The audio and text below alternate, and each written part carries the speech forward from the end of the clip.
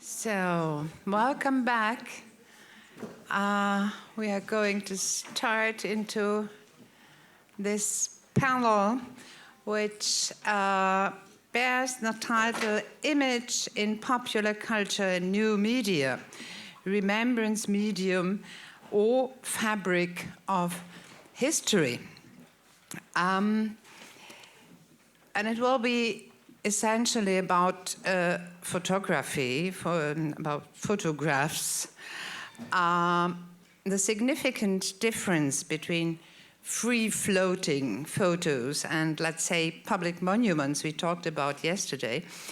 So there is a significant difference between these two media, inasmuch as they address and reach a much more diverse publics, divided from one another by multiple and intersecting lines, publics that are significantly different from how publics were traditionally conceived of, above all, publics conceived of as national communities.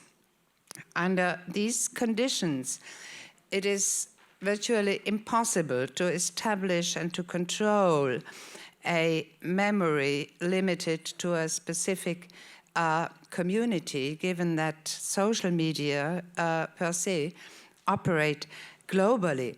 Thus, past history as well as memory are constantly being created, shaped, and reshaped. They are not even being constructed, but they remain fluid in time as well as across their publics.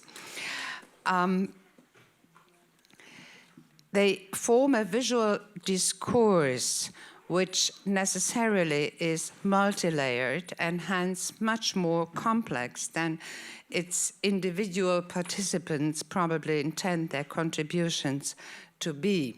So we have a panel which will congenially continue the keynote lecture, and I would like to introduce our first speaker. Andrei Alexandrovich Linchenko is a postdoctoral researcher at the Lipetsk State Technical University.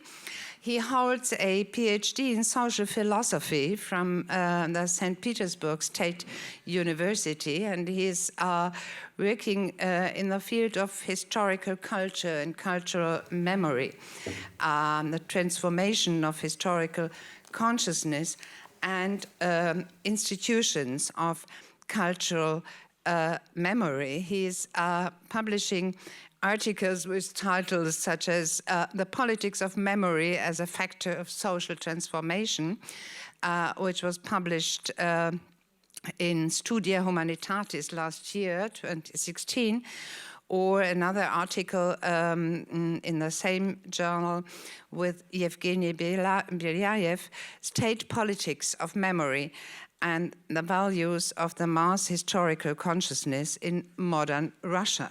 So we are very much looking forward, Andrei, to your talk on Between Memory and Myth, the transformation of Stalin's images in new Russian media. Thank you. Thank you very much.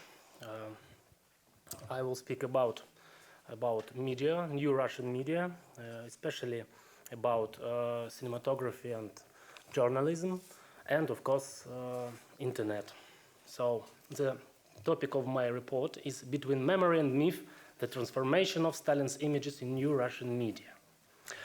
Mythology of the images of Joseph Stalin in many ways reflects the state and characteristic of modern Russian cultural memory and transformations. And transformations in the historical consciousness. The collapse of the Soviet Union, disappointment in the democratic changes, and finally, the contradictions of the country's political, social, and economical development in the 2000s became a source of growing social pessimism, consequently, as repeatedly noted, followed by the increase in awareness of crisis, social fears, social illusions, and public nostalgia. The public nostalgia and the domination of the past over the future find the vivid embodiment precisely in the return of the aesthetic symbols of the Soviet era. The Great Patriotic War continues to be the most significant and positive symbol of identification in the historical consciousness of Russians. Moreover, the values of war in the mass historical consciousness of Russians lies in the triumph of the victory rather than in the bitterness of the enormous losses of the tragic everyday routine of the war. For this reason, the number of people positively assessing the activities of Stalin had steadily been growing in the last quarter of the 20th century. There is also a growing interest in the figure of this leader in the Russian museum environment and in the public commemorations. So, the questions of my report are: what is the reason for returning the mythologized images of Joseph Stalin into the Russian cultural memory in the 2000s? To what extent does the myth about Joseph Stalin replicate the traditional myth about the hero in the Russian cultural memory? This report is an attempt to answer the questions by means of content analysis of the narratives about the past presented by Russian cinematography, telecasts, and writings in the contemporary Russian internet. From all heritage of mythology, we will rely on the conclusions made by Roland Barthes. The reason of using Barthes' myth model in our research is that it's his model which is not only oriented towards the study of contemporary forms of social mythology in general, but it also devoted to the myth of Joseph Stalin in particular. Roland Barthes presents several characteristic features of contemporary myth, and of course they are well known. You can see them on the board. It was Roland Barthes who in the 1950s made the first attempt to visualize Stalin through mythological language. Stalin as a spoken object. To continue Roland Barthes' line of thought, one could say that the process of myth creation and mythologization are intrinsic to social mythology. It's widely known that contemporary forms of mythology are the products of ideological constructions. However, social mythology generated by this or that ideology can last long after the disappearance of the latter, as well as serve as a source of new ideology, which will give birth to new social myths. The contemporary social mythology can also be presented as a complex of mythologies. In Yuri Mikhailovich Lotman's opinion, mythologium is something that follows the word myth about, etc., the word or word combination which can appear in the text or as a proper noun.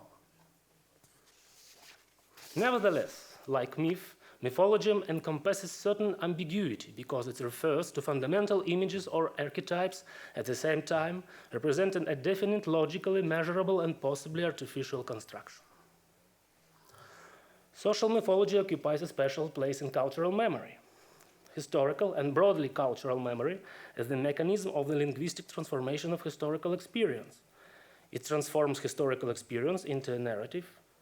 Thus, temporariness takes the form of event duration, which unfolds a range of events dependent on the methods of the social cultural activity and personal memories of an individual. In this case, the myth, as a secondary semiotic system described by Barthes, performs an important function acting as one of the form and translation of cultural memory itself. The heroic myth occupies a special place in Russian culture. At first, modern scientific research points out that the myth of the hero in the Russian public consciousness has a number of amendments, among which the following one is indicative.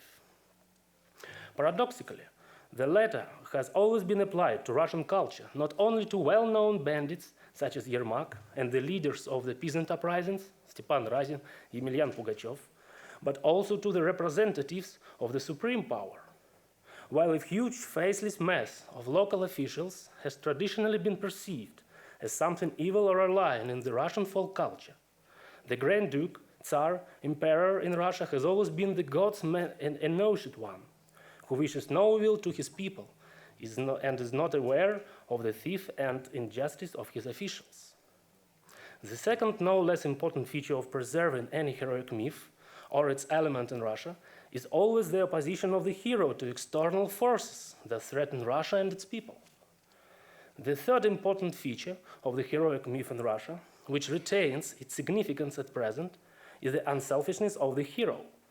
The feat of the hero in Russian culture is a military feat, first of all, or a feat in the field of service to God, the church, the people, the poor, and the oppressed. It's significant that the traditional hero of the Russian epic or fairy tales is either a peasant or a monk or a warrior. The mythology of images of Joseph Stalin and its narratives in modern Russia correspond to all the three fundamental features of the heroic myth in Russian culture.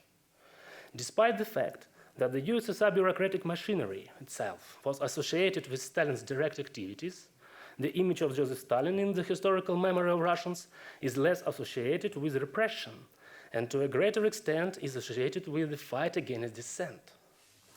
Mythology of the images of Joseph Stalin also corresponds to the second most important feature of the Russian heroic myth. The most important episode in the epoch of Joseph Stalin's rule was the victory of the USSR in the war with Germany, against Germany, of course.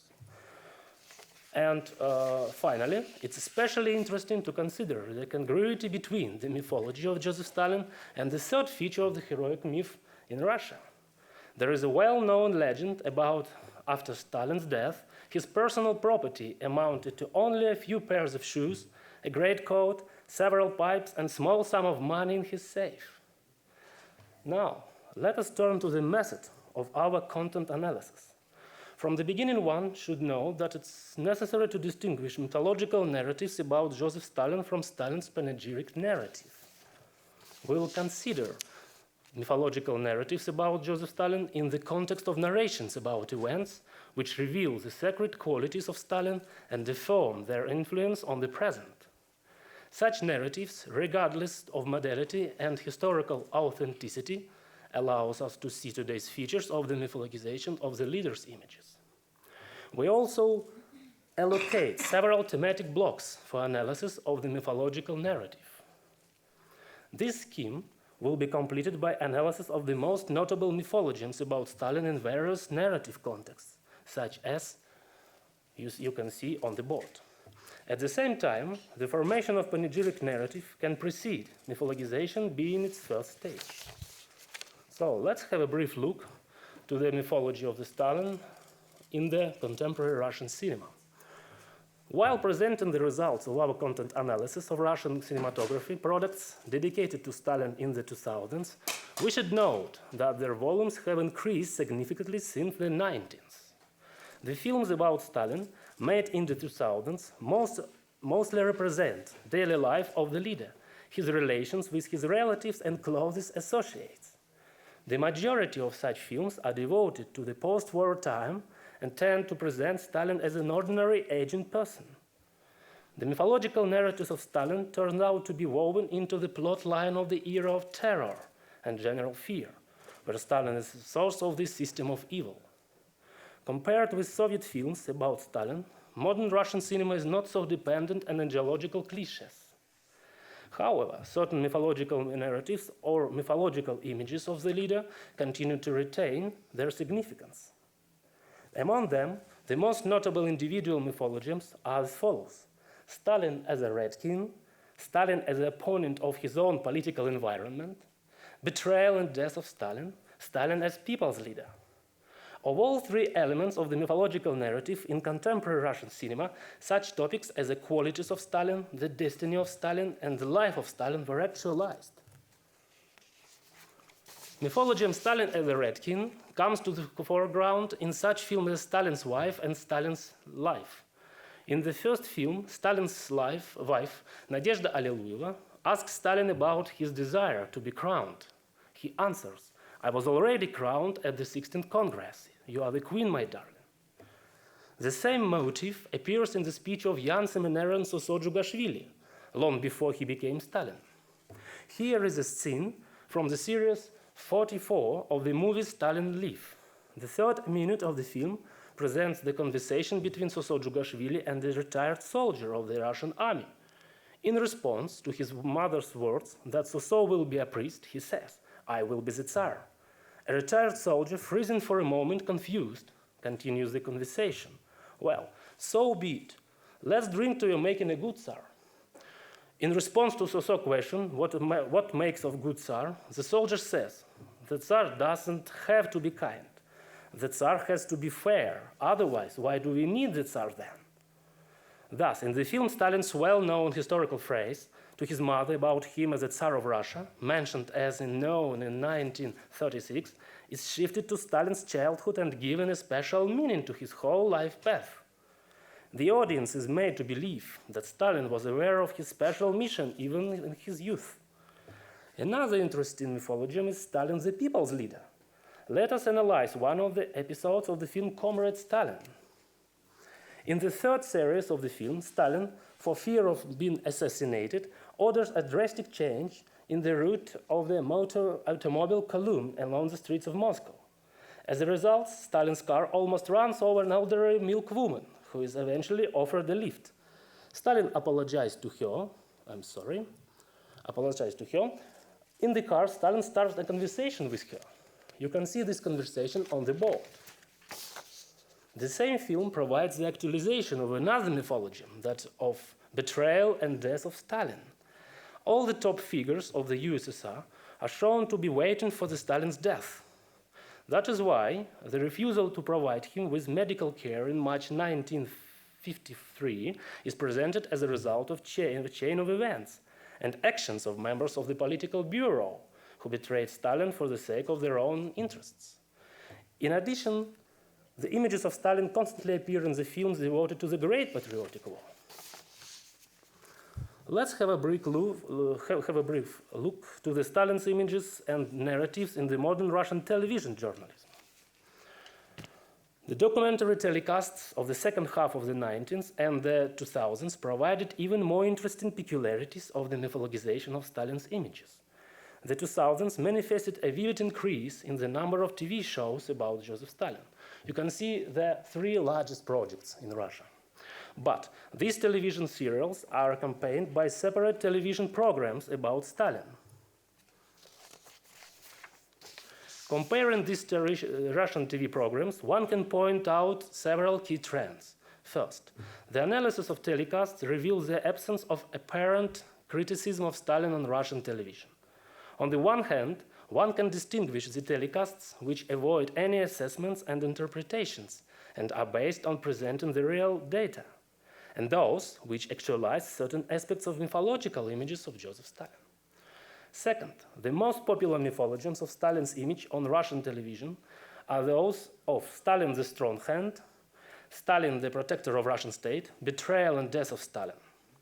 One of the most popular story lines on Russian television is one which interprets the image of Stalin as an integral element and source of the USSR's development in 30s, 50s years of the 20th century. It is in this context that the mythologies, Stalin the Strong Hand, Stalin the Protector of Country, are mostly in demand.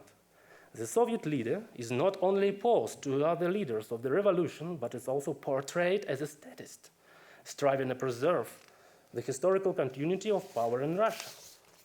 Moreover, journalists even find a higher will in Stalin's actions, as Alexei Pushkov did on April 20, 2013, noting that the axe of Stalin swung into Trotsky's skull was an instrument of divine retribution. The mythology of Stalin images as a strong hand and protector of the Russian state turned out to be connected with the mythology of Stalin the earthy god. In one of his most popular television projects, Edward Radzinsky pictures Stalin as an earthy god. The narrative of the television project is built as a portrayal of Joseph Stalin's life based on some biographical data. The author also uses quite popular interpretations of the presentation of events. However, the storyline itself is built as a description of Stalin's majesty, showing him as the master of Russia.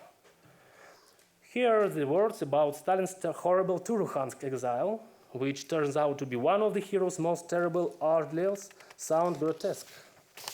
A special role is played by the mythologization of Stalin's understanding of Marxism. You can see these words on the board.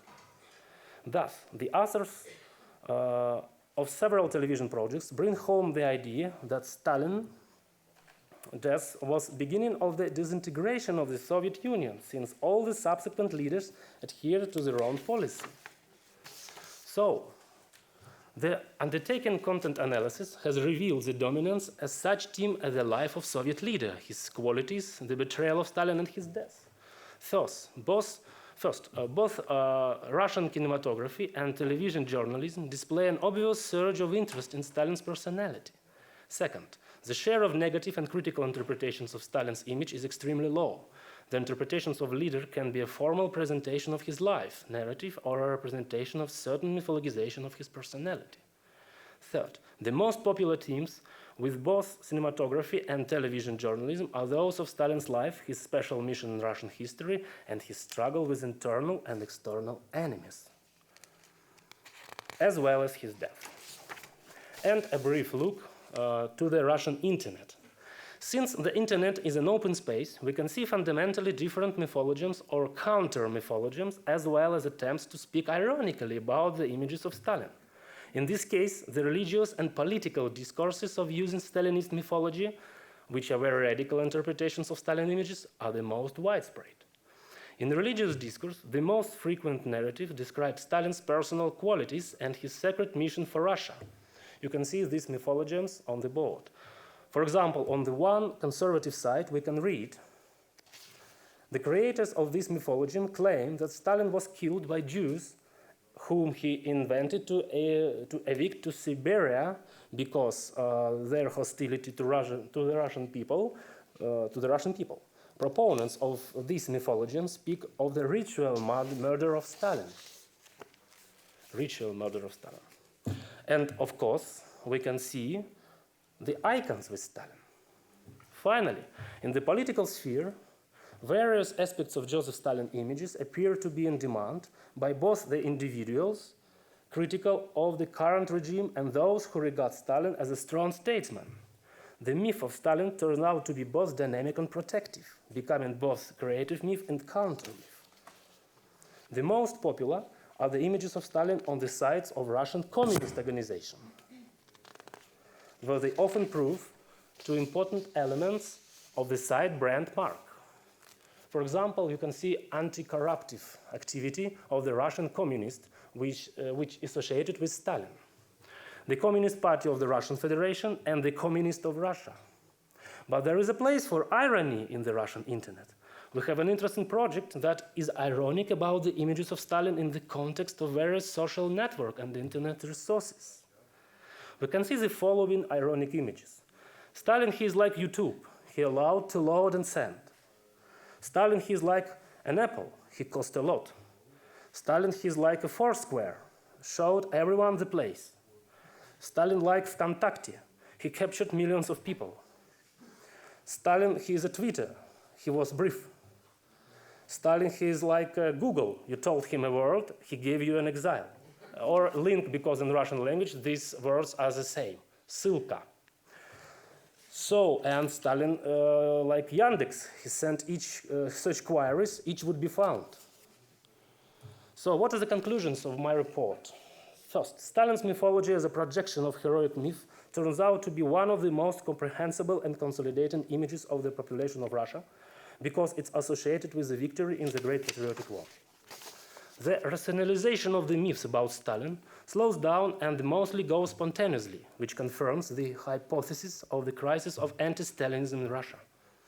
Like modern mythology described by Roland Barthes, the mythology of Stalin's images appears as a collection of separate, more or less interconnected mythologies. The images of Stalin which arose in the 2000s appear to belong to fundamentally different mythological narratives. In the Russian cinematography, the most actualized themes were those of Stalin's life, his certain qualities, and the special mission in Russian history. A special role with the framework of these narratives was played by such mythologies as Stalin the People's Leader and Stalin the Red Tsar. The mythological images broadcast by Russian television journalism are somewhat different. In this case, the listened themes are supplemented by the themes of Stalin's role in the fight against the enemies of Russia and theme of his death. In internet religious discourse, the most frequent narrative describes Stalin's personal qualities and his secret mission for Russia. You see these widespread mythologies. And in the internet political discourse, various aspects of Joseph Stalin's image appear to be in demand by both the individual critical or current regime and those who regard Stalin as a strong statesman. Of course, there are a lot of another mythologies. So, the myths about Stalin have increasingly intervened with the mythology of victory, concealing the dark pages of Russian history. The new millennium represents new challenges to the Russian historical consciousness, in which the images of Stalin and the mythology surrounding his epoch are destined to occupy an important, though not primary, place. Thank you. Thank you very much, Andrei. Also for keeping your time frame.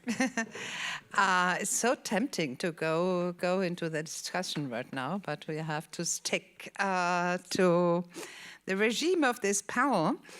And so I would like to introduce our next speaker, who is Eva Wróblewska-Trochimiuk.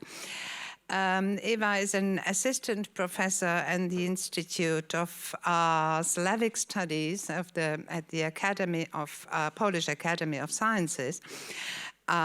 She graduated from the University of Warsaw with the doctoral dissertation on the art of margins, the Croatian political posture in the 20th and 21st centuries. So she's a specialist on Balkanology, I could say. She works in the field of Serbian and Croatian visual culture and artistic practices. She has published many articles on that, for example, on continuity and change in Croatian symbolic policies after 1990.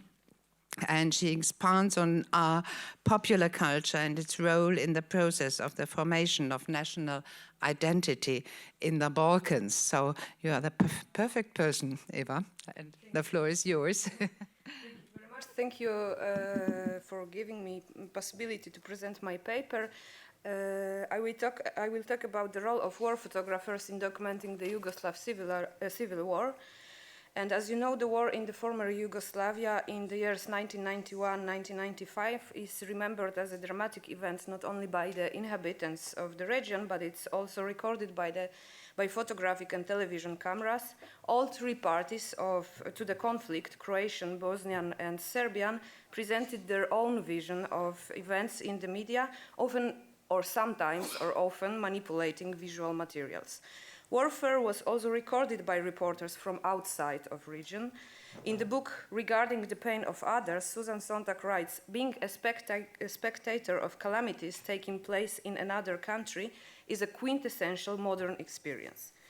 The aim of my presentation is to answer the following question. What was the role of press photographers documenting the conflict in the former Yugoslavia? How did they themselves define it?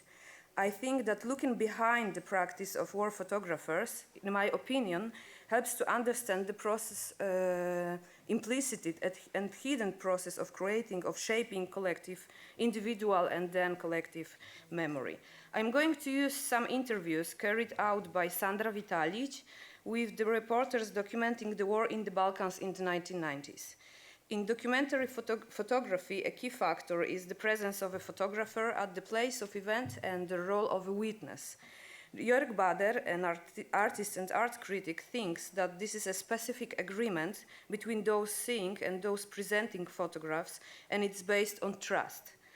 Today, in the era of digital photography, which is more susceptible to manipulations, this trust has weakened, of course, but it is still affecting the way of perception of photography, especially documentary one.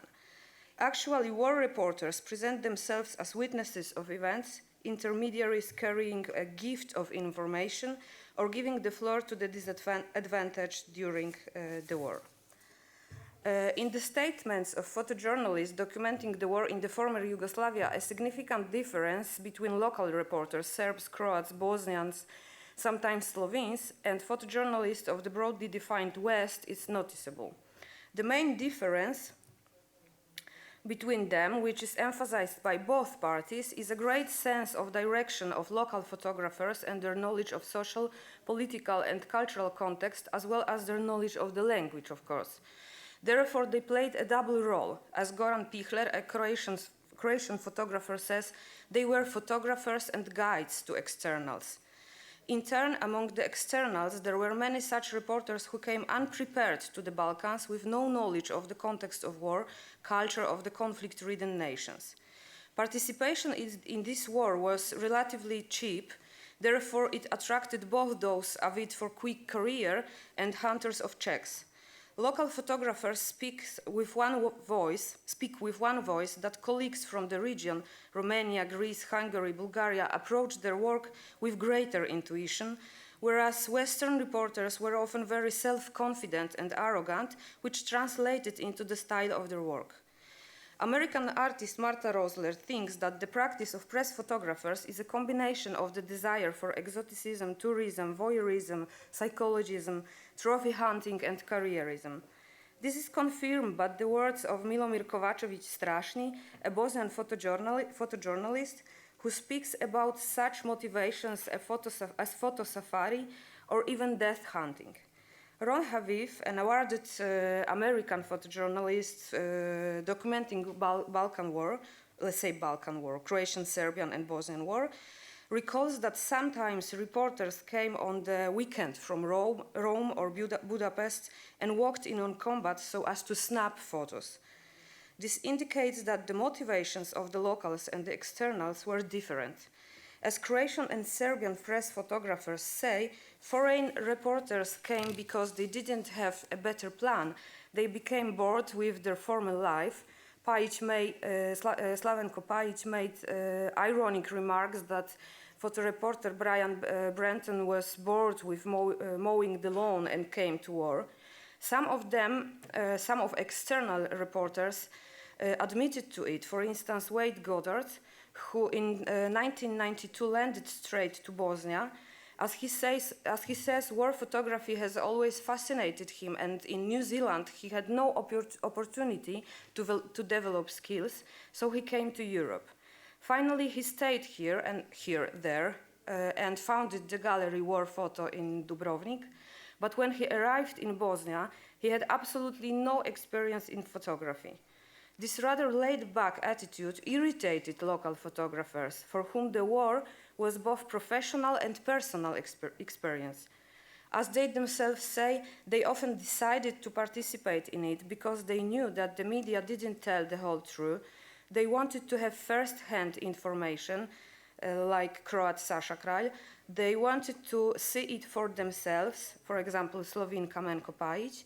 Finally, they replaced military service with it, as in the case of Milomir Kovačević-Strašni, who wanted to replace destruction with construction, or they simply did it because of a sense of duty to their homeland. In the opinion of reporters, the awareness of these different motivations affected their approach to work. On the one hand, Croats and Serbs believed that the externals were better because they were more experienced, so they came closer to events, but they also had better cameras and they could use them better. Goran Peeler says that they were ready to throw themselves in front of a tank so as to take a good picture. Local press photographers previously took pictures of marketplaces, squares, and concerts, and even when they had good equipment, they didn't know its capabilities. On the other hand, the bravado of Western reporters influenced the character of photos. The locals believed that they took more private pictures, as Peeler, for example, showing personal involvement. Kamenko Pajic thinks that photographs taken by the locals are a story, while those taken by foreign reporters are criminal sins. According to Milomir Kovačević-Strašni, a photographer from Sarajevo, the difference was also that Western press photographers had to comply with requirements of Western newspapers, use clichés which were expected by potential audience. It is easier to understand his opinion when we compare these two photos. You can see now the photo on the left side is taken by Filip Horvath in 1995, and in Bosnia, of course, and we can see United Nations so-called blue helmets, called peacekeepers, responsible for helping countries torn by war conflict or conflicts to create conditions for lasting peace. And the photo on the right side is taken by Ron Haviv, and it's called "A Woman from Srebrenica, Yugoslavia Screams at the United Nations Soldier in a Refugee Camp in Tuzla." And it was also taken in 1995. And I don't claim that the Ron Haviv's photo is a bad photo, but I want to show that what Kamenko Pajic thinks that Haviv used cliché here.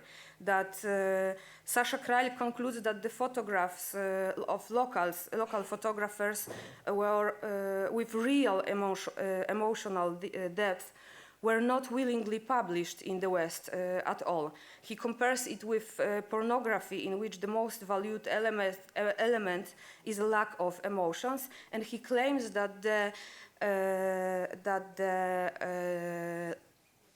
photo on the left side has that these deep emotions. The fundamental difference is also that people photograph their own war in a different manner than someone else's war. The locals are not able to remain aloof, and visitors could afford it, coming back home even for a while. The locals were quite naturally more involved, less objective. As Miloš Cvetković says, they often helped people, sometimes took them out of camps, illegally transported to other places. Ron Haviv, American photo reporter, emphasizes that although Croats and Serbs had the advantage of knowing the language and were able to read between the lines, they struggled with their patriotic reasons, identified themselves with an object of a picture, and moreover, they fought for their own survival. Most of them state in one voice that opportunities were made equal when the war moved from Croatia to Bosnia in 1992. The war in Yugoslavia was the last war so open to participation of freelance photographers. In 2001, in Afghanistan, the access to information was very limited yet, and in 2003, in Iraq, the so-called embedded journalism was in effect. It consisted in accreditation of a journalist by a specific army, which de facto resulted in a censorship of material being prepared. In fact, press photographers were isolated for civilians and served one army, taking pictures of it during the arranged so-called photo opportunities, thus becoming a propaganda instrument. It's worth noting, however, that despite the fact that this system doesn't exist in the 1990s, in the Serb-Croatian War, a similar principle worked quite naturally. Croatian journalists work on their side, while Serbs the opposite side. Rarely did happen the so-called transfers, except for Srđan Ilić, a Serbian press photographer, who managed to do that due to a broad network of contacts. Although foreign press photographers had more flexibility in going to the other side, they usually work on the Croatian side, not only because Croatia had better press in the West and was not an aggressor as Serbia in the first phase of the war, but also because, as Filip Horvath stresses, the Croatian side was only then organizing itself after being separated from Yugoslavia. It was chaotic and no holds barred there. As a matter of fact, because of these circumstances, photojournalists revealed strategic information several times, including current positions of troops, which resulted in immediate attacks of Yugoslav army, to be precise, Serbian army. In turn, Serbian army, who were experienced in propaganda activities and, so to speak, inherited Yugoslav information agencies, were rarely did allow foreign press photographers to take photos at their place, because they were convinced that the West had a hostile attitude towards them and presented them in a bad light. The choice of a site from which you take photos, even if it's dictated by pragmatism, has to affect the perspective of a journalist. New Zealander Wade Goddard says that when he came to Croatia, he in a way showed sympathy for this site, although, as he naively assures, it didn't affect the manner of presenting the war. The majority of photographers say that initially they were convinced that they conveyed unmanipulated information. A reflection came only during the war in Bosnia, when there were opinions that it was planned, I mean division of Bosnia and Herzegovina between public enemies Slobodan Milošević and Franjo Tuđman. Local reporters usually openly admit that they were aware of not being objective.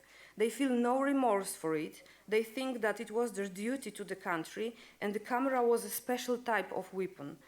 Photographers are even called a platoon of journalists. On the one hand, reporters stress that they didn't receive top-down instructions how to take photos.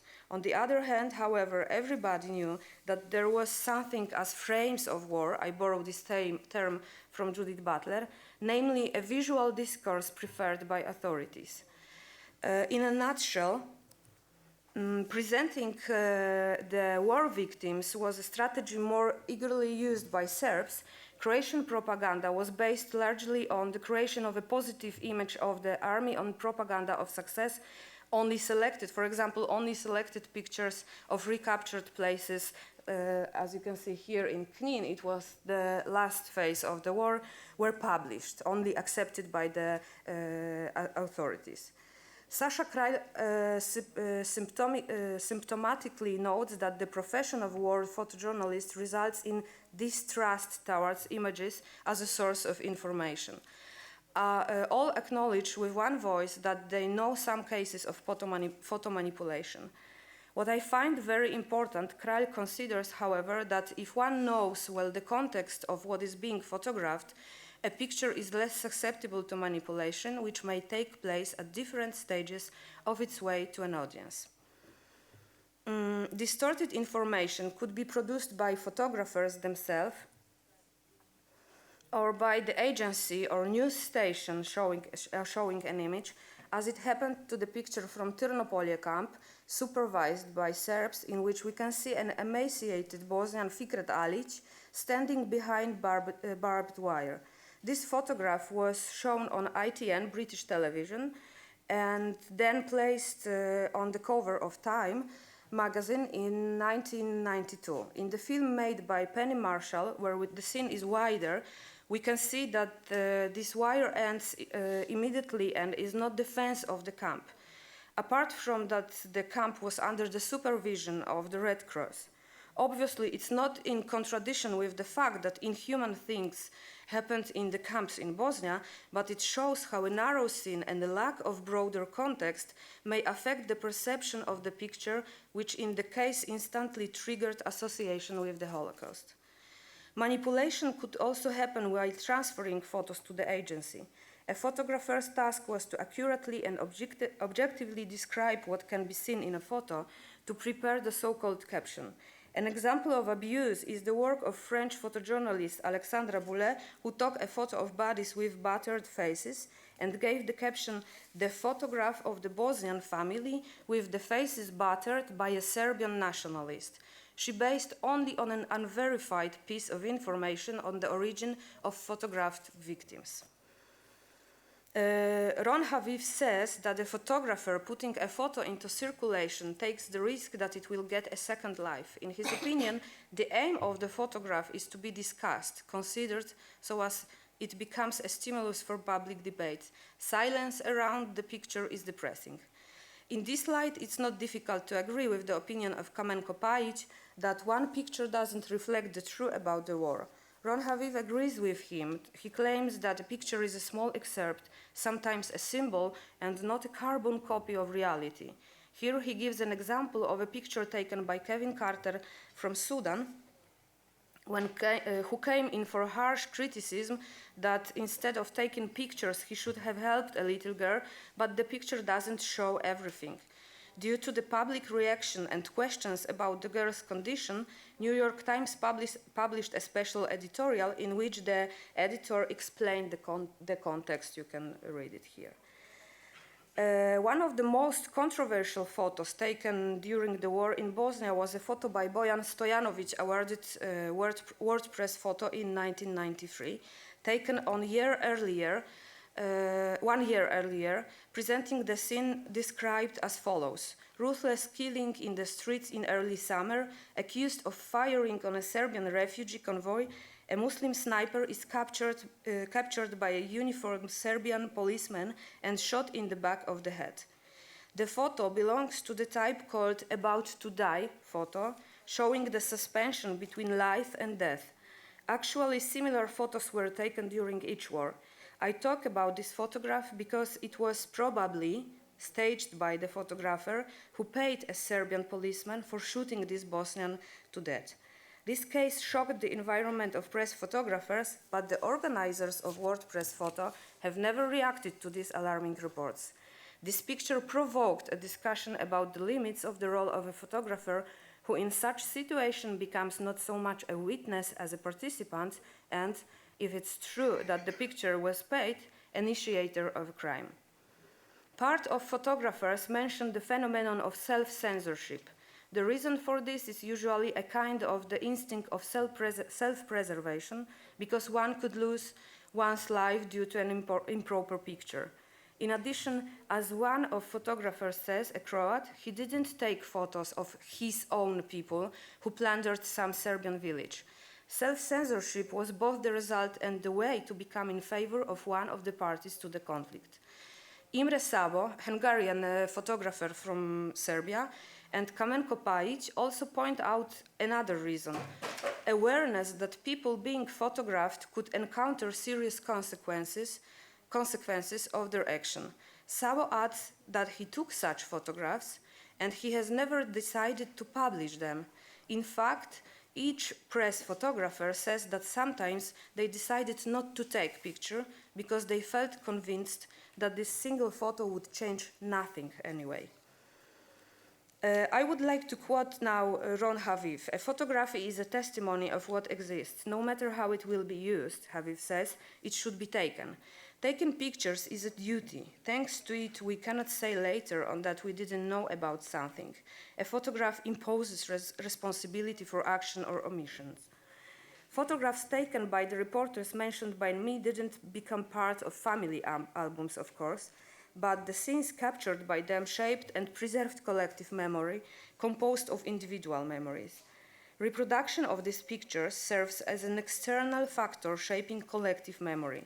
These photos are the general framework and reference point which allow for externalization and universalization of the experience of an individual person, as well as a reserved process, internalization of common experience by an individual. Susan Sontag writes, who believes today that war can be abolished? No one, not even pacifists. We hope only to stop genocide and to bring to justice those who commit gross violations of the laws of war. Images of the war in the former Yugoslavia didn't prevent the war in Kosovo in 1999, but they resulted in a situation that photography was used to a greater extent as a means of pressure on public opinion, mainly American diplomacy, so as to solve this conflict. Thus, finally, war photography became criticism of war. Thank you very much.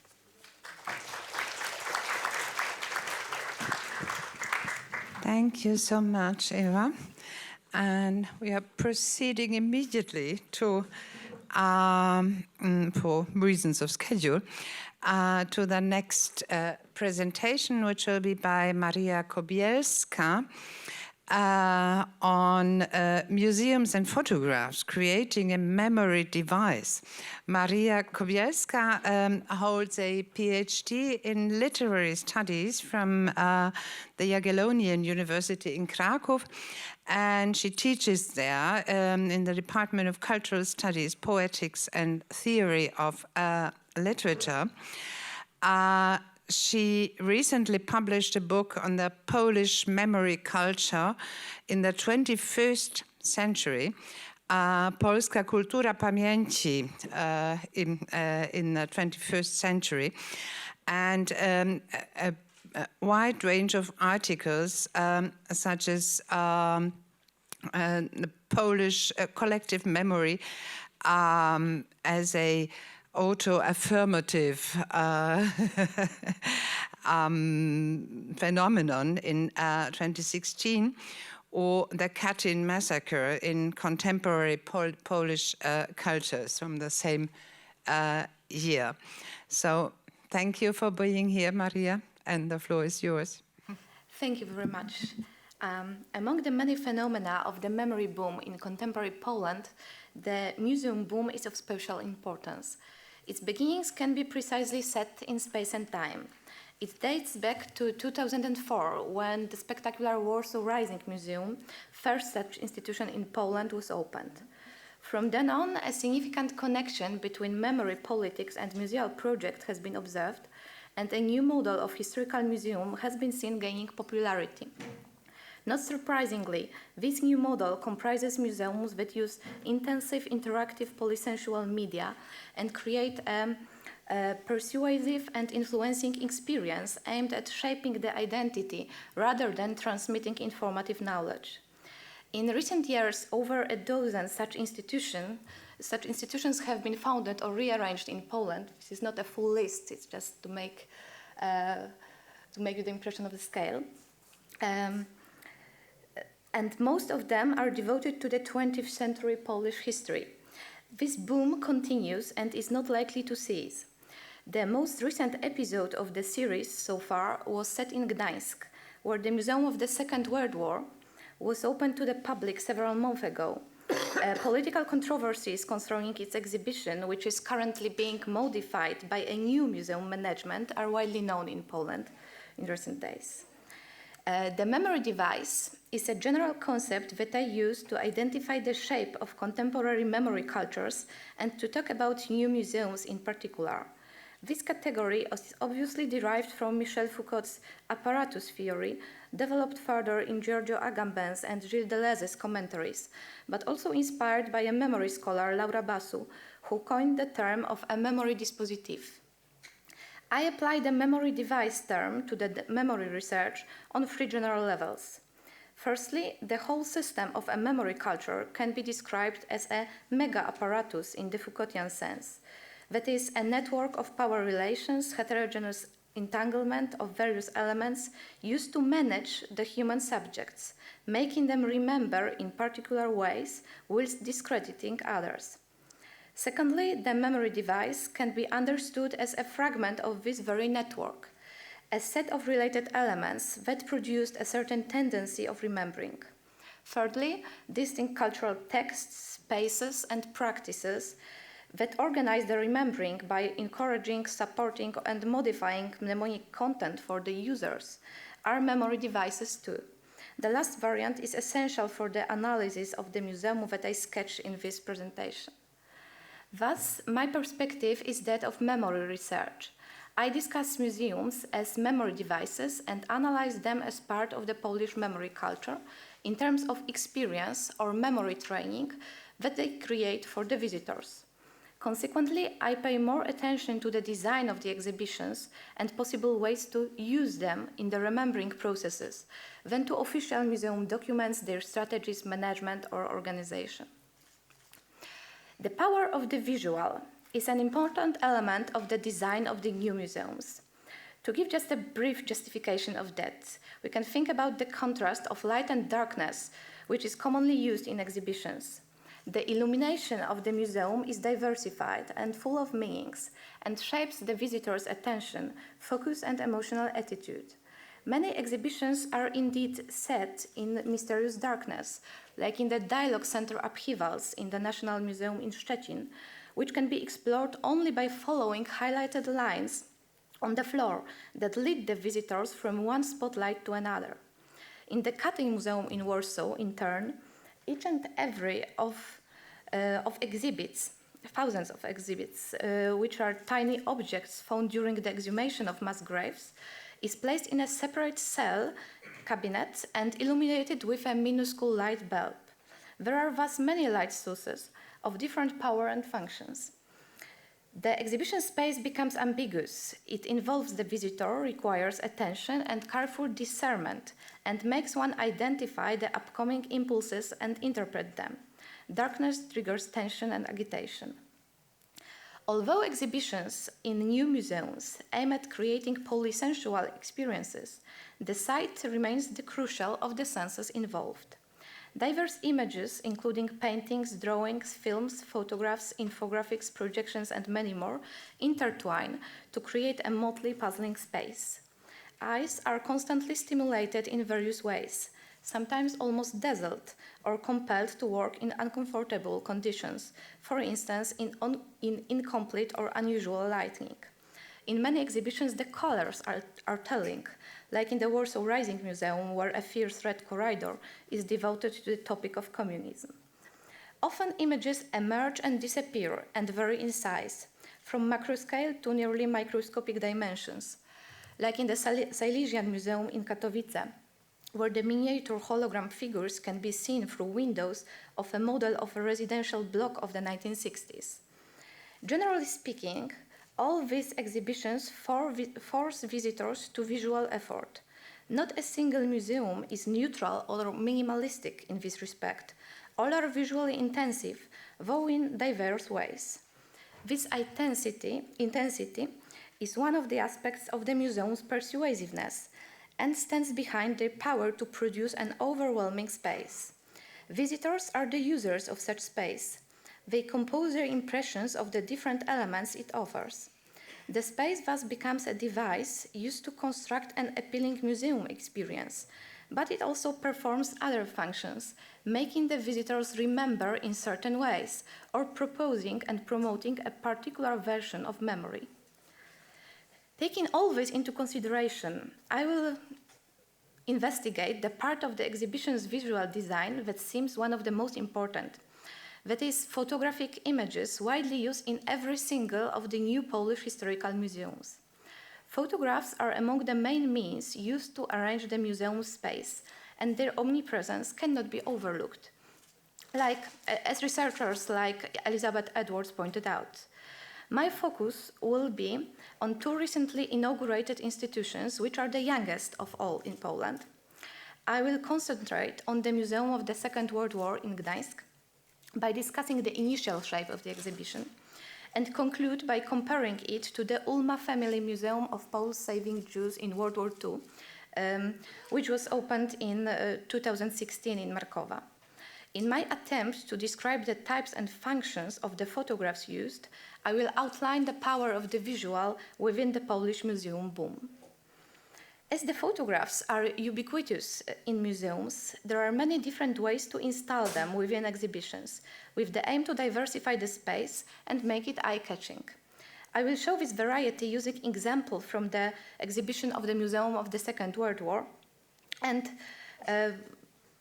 analyzing it at the same time. This is, of course, a preliminary research or preliminary analysis. Pictures are often reproduced in a digital form, of course. They are displayed on all kinds of screens or in databases accessible to those interested via touchscreens, or on screens of different size placed in such locations that the visitor sees them anyway.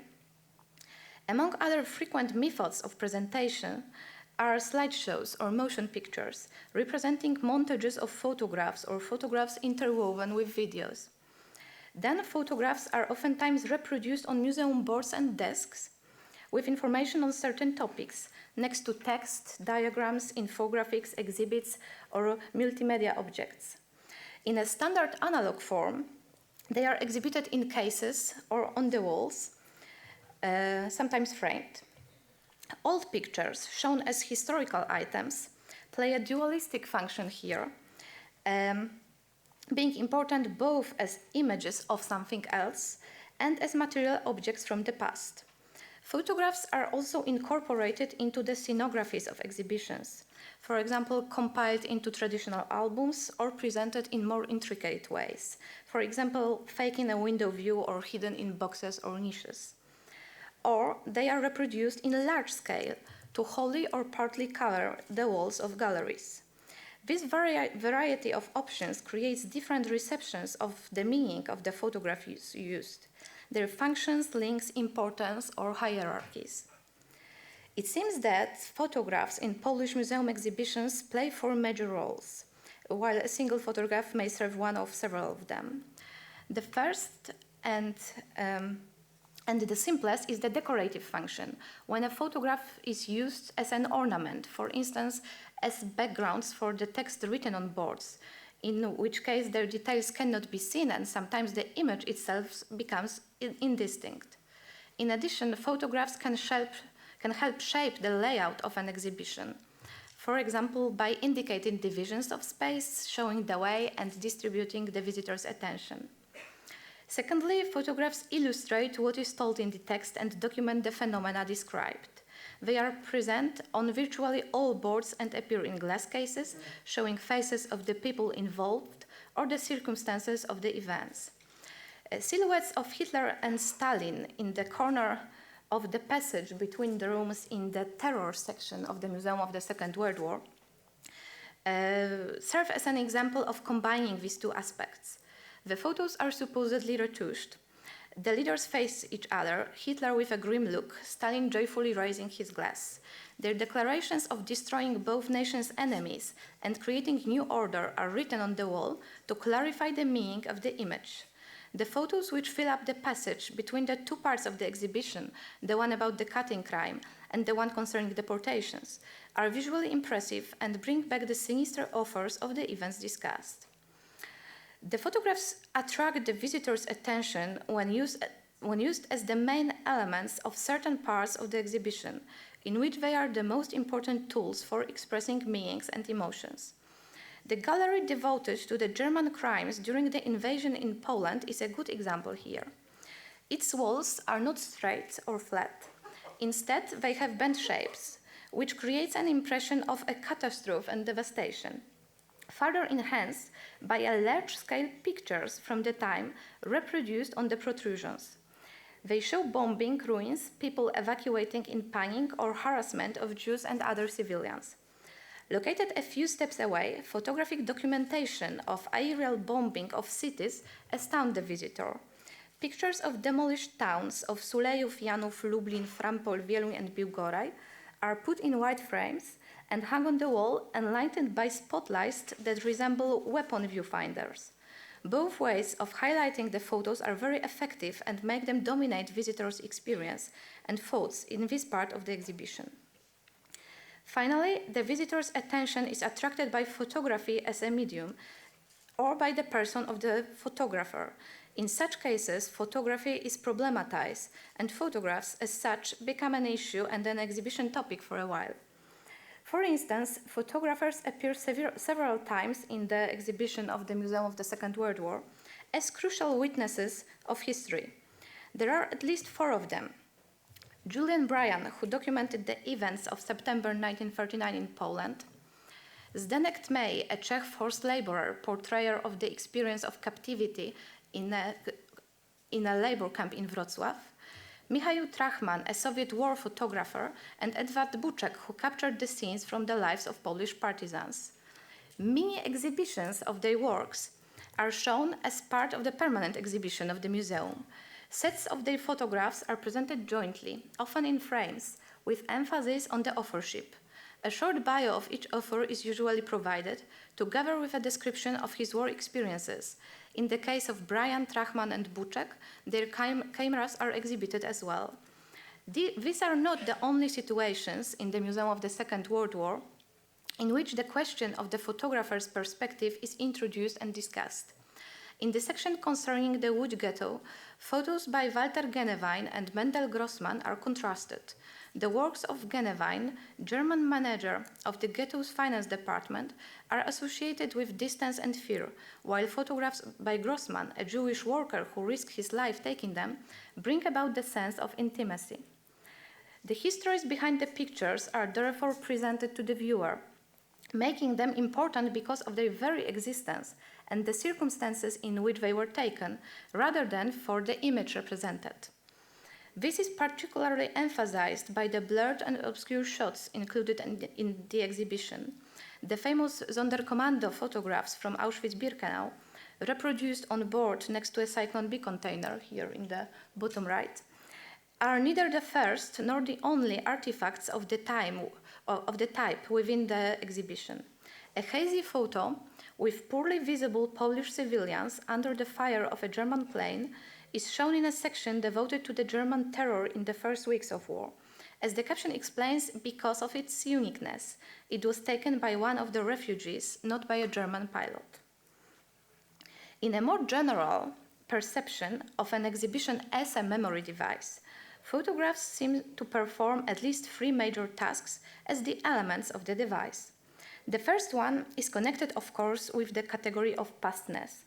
As is widely recognized, the pictures show the passage of time whilst making the past somehow close and tangible. Digital reproductions are sometimes edited with the use of filters and old-fashioned frames to look old. The use of black and white pictures, routinely associated with the past, is also typical. Only a few of the supposedly thousands of photos that make up the immense exhibition of the Museum of the Second World War are color photos. Photographs are also generally perceived as a guarantee of truth. What was photographed is bound to have happened. Who was photographed is known to have lived. Plus, they are repeatedly used to shock. The strategy of showing the shocking firmly distinguishes the Museum of the Second World War among other Polish museums. On the one hand, its exhibition is in this respect the most daring and the most difficult to bear. The pictures of violence and death are fully exposed, which is in opposition to the common tendency to conceal them partially and let visitors decide if they want to see them, for instance by placing them behind various curtains in boxes or drawers. In the Museum of the Second World War, gruesome large-scale photographs cover all walls of the galleries, with every single detail visible. Among the numerous examples of such exhibits is the photo of a frozen corpse of a Soviet soldier in a room devoted to the Winter War with Finland, or the mentioned pictures by Julian Bryan. Among them, there is also a photo showing a 10-year-old Kazimiera Mika kneeling in despair over a blood-stained body of her older sister who had just been shot. Nevertheless, as all the most extreme pieces of the exhibition are documents, like archival photographs and films, it is more the authenticity than scare that rules here, making the plays represent the poetics of testimony rather than that of a horror. Finally, and maybe most distinctively, photographs are instruments for creating bonds, which is best proved by the omnipresence of portrait pictures within the exhibitions. This method, used of course multiple times already, is brought to a certain climax in the Holocaust section of the Museum of the Second World War exhibition. It culminates in a passage through a corridor filled with high transparent panels on which hundreds of photos of victims were placed. There are 9 such columns with 18 symmetric rows of 5 faces on each, making a total of 1,800 photographs used in the whole installation, entitled People Like Us. The gallery is silent. The pictures are not marked or signed in any way. All are portraits of the same type, ID photos, on which the people look good with peaceful faces and faint smiles. This room may evoke a magnitude of feelings and reaction in the visitors, as the impression of multitude associated with friendliness, similarity and proximity is conflicted with the awareness of genocide. These examples show the importance of photography within the visual design of the museum, with visually itself being a crucial element of the complex and persuasive memory device which the Museum of the Second World War is as a whole. Virtually all the photographic types and functions referred to above could also be found within the exhibition of the Ulma Museum. Even though much simpler and smaller, it further confirms the accuracy of the description presented. Photographs, whether displayed, demonstrated, or cleverly hidden, contribute to the whole narrative told by the board placed around the exhibition room. Józef Ulma, the father of a family murdered together with the Jews whom they were trying to save, was a photographer himself, wherefore there are relatively many photos of his family, house, and surroundings left, suitable for use in the museum. Ulma also photographed 2 Jewish women in Markowa who soon got killed. An old picture from this time is carefully exhibited in the museum as a relic with stains of blood on it. The center of the exhibition space is occupied by a phantom-like reconstruction of the Ulma's house. Its opalescent walls become screens for even more photographs. this time not small-sized. Figures of the ulmas are enlarged to natural proportions and visible through a glass wall from the outside of the building, as if inviting the visitors to enter their house when their eyes meet. At the same time, the ulmas become symbols of the rights among the nations in Poland, and the museum named after them preserves a very specific form of memory about the rights, which needs throughout discussion. As this example shows, the power of a photograph in a visually intense museum design can contribute to the remarkable persuasiveness of such museums as memory devices. Thank you.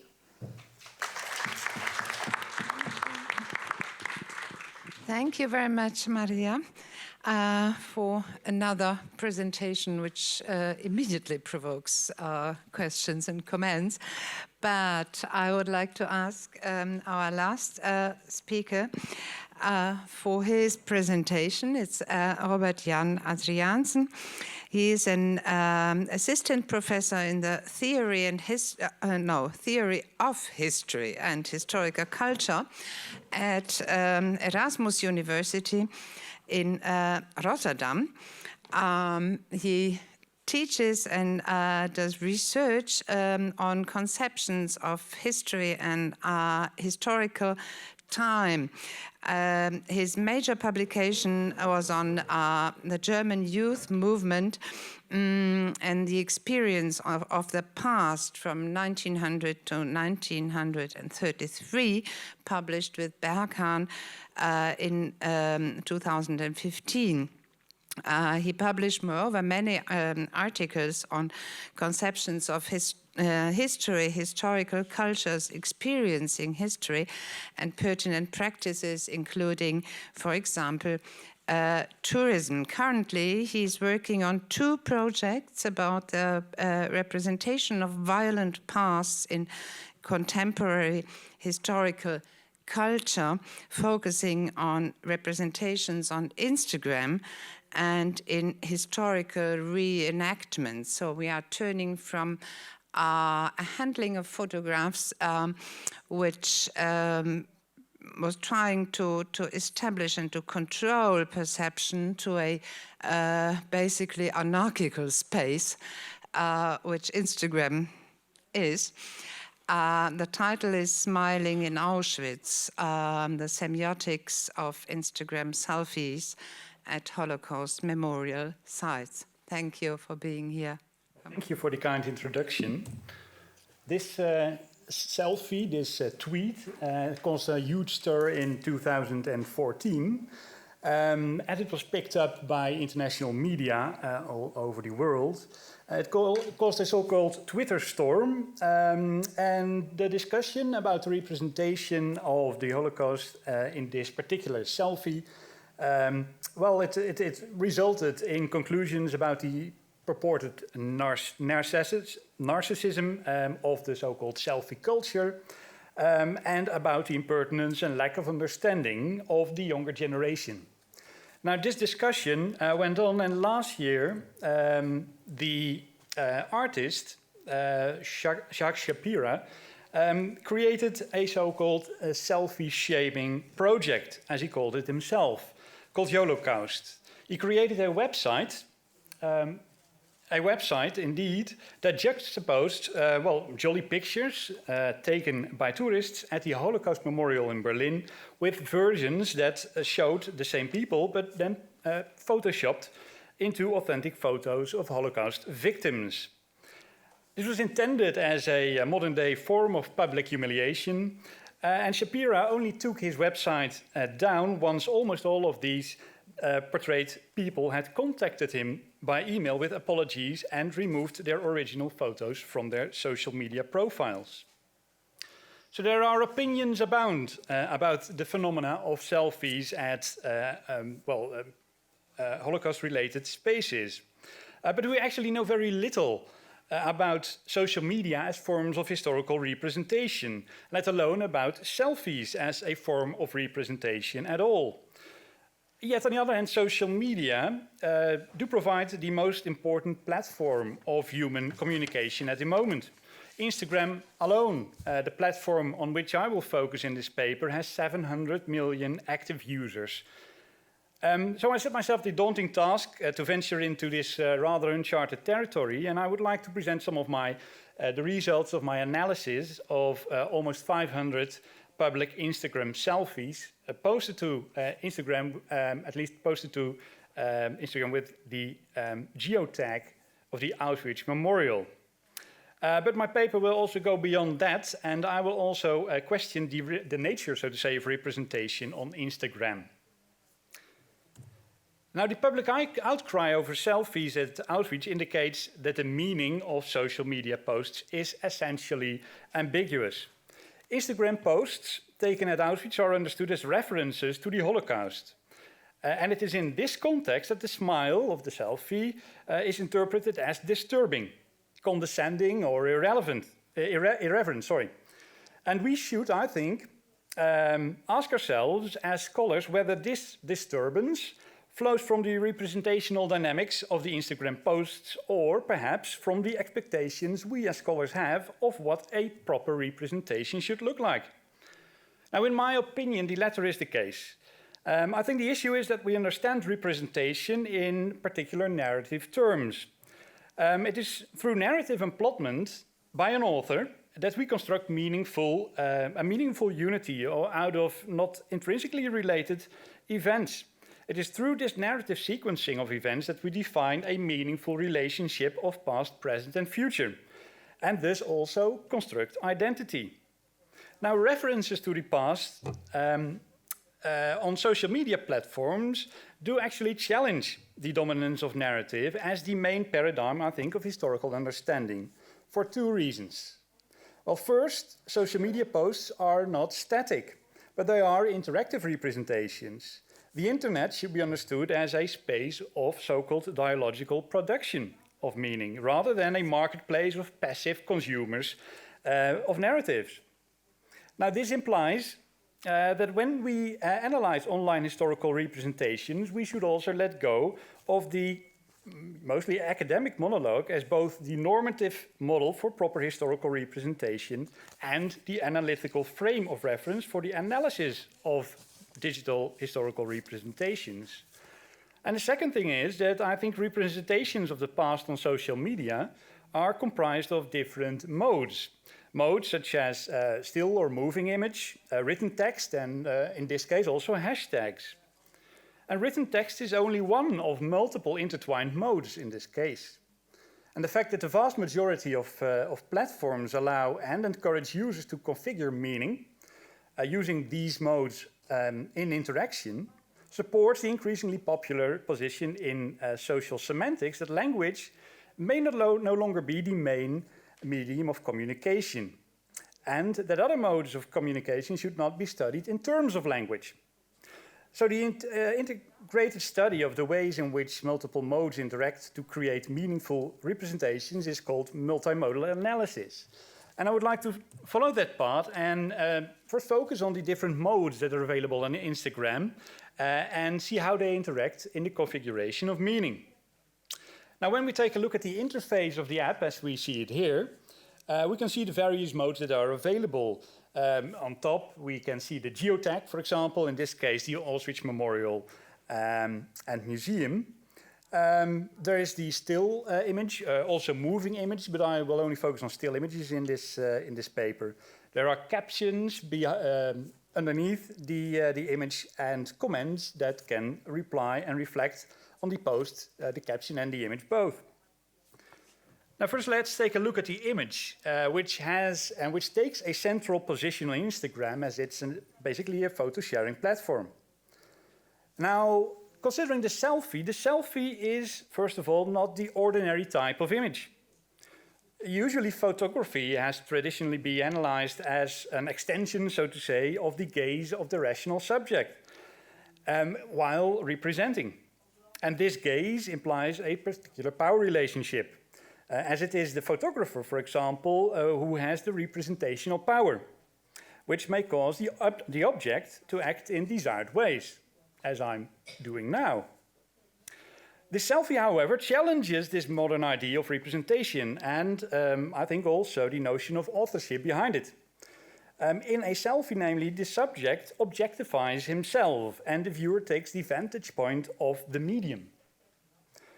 And this, I think, is enabled by the availability of front-facing cameras and telephones that can act as a mirror, so to say, the tourist looks at when he is taking the selfie. And in this way, the camera, so to say, takes the position of the supposed audience rather than that of the photographer. It becomes a placeholder for the online audience captured in a nexus of recursive gazing. Now, this draws our attention to the specific dynamics of meaning in selfies, namely the fact that the selfie enables us to capture not just the self or the site in an objectified way, but it also enables us to capture the relationship between the self and the site. Now, this function of reflecting the relationship between the self and the site becomes quite apparent, I think, in our case. And especially when we take a look at facial expressions in photographs and selfies taken at Auschwitz. Now, the smile, I must say, is not the predominant expression in Auschwitz selfies, certainly not. But let's take a look at this example by Roman Babichuk. He poses in front of barbed wire with the caption, I quote, "The impression of this place bad. #travel, #photo, #museum," end of quote. Now, his facial expression and also the caption, they actually complement each other, as his haunted expression with a gaze directed not at the audience, but at something unspecified in a remote distance. And this gaze creates a kind of an eerie feeling of a haunted place. And the fact that this gaze is directed at something behind the camera, so also behind us as the audience, strongly adds to the feeling of being, well, sneaked upon. And it enhances the darkness of the place. Now, the fact that he also uses a particular filter, to enhance the edges, I think only adds to this idea of a haunted place. So even though Roman Babichuk is posting a selfie, his facial expression, his gaze and his posture configure a specific relationship to the site in which the audience is immediately engaged. Now, the second mode I would like to focus on, in this case, is text, especially in the form of captions and comments. Now, Instagram enables users to write captions to their pictures. These captions can consist of plain text, of hashtags, or a combination of both. But I will for now only focus on plain text. So, although Instagram is essentially a photo sharing platform, these captions do enable users to write what I would call micro-narratives that convey a specific message. And these narratives make a photo meaningful, as it creates a plot around it. These posts configure time in the sense that they tie past events, in this case the Holocaust, to the present of the photo, and also to the future in the sense that this plot creates an identity, a meaningful narrative that can be acted upon. Now, just as an example, by this user called Stephen Frankeef Travels, I think he makes a clear identity statement, a narrative identity statement as well, as a caption to the picture of him posting in front of the Auschwitz gate. He says, I quote, "As a Jew, I always felt as though going to Auschwitz was an important thing. I had to do, and this morning I got the opportunity to go. It was an obviously humbling experience to walk around a place like this. I'm just proud to be the living proof of the fact that this hatred failed," end of quote. Now, in this caption, the user narratively connects the experience of walking through Auschwitz to his own life narrative. By proclaiming his Jewishness, he turns the visit into a meaningful event with a comic undertone.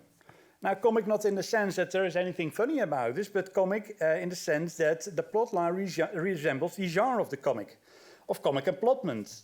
So the trials and tribulations of the Jewish people did not result in some kind of tragic demise, but they testify of the perseverance of humanity in the face of evil.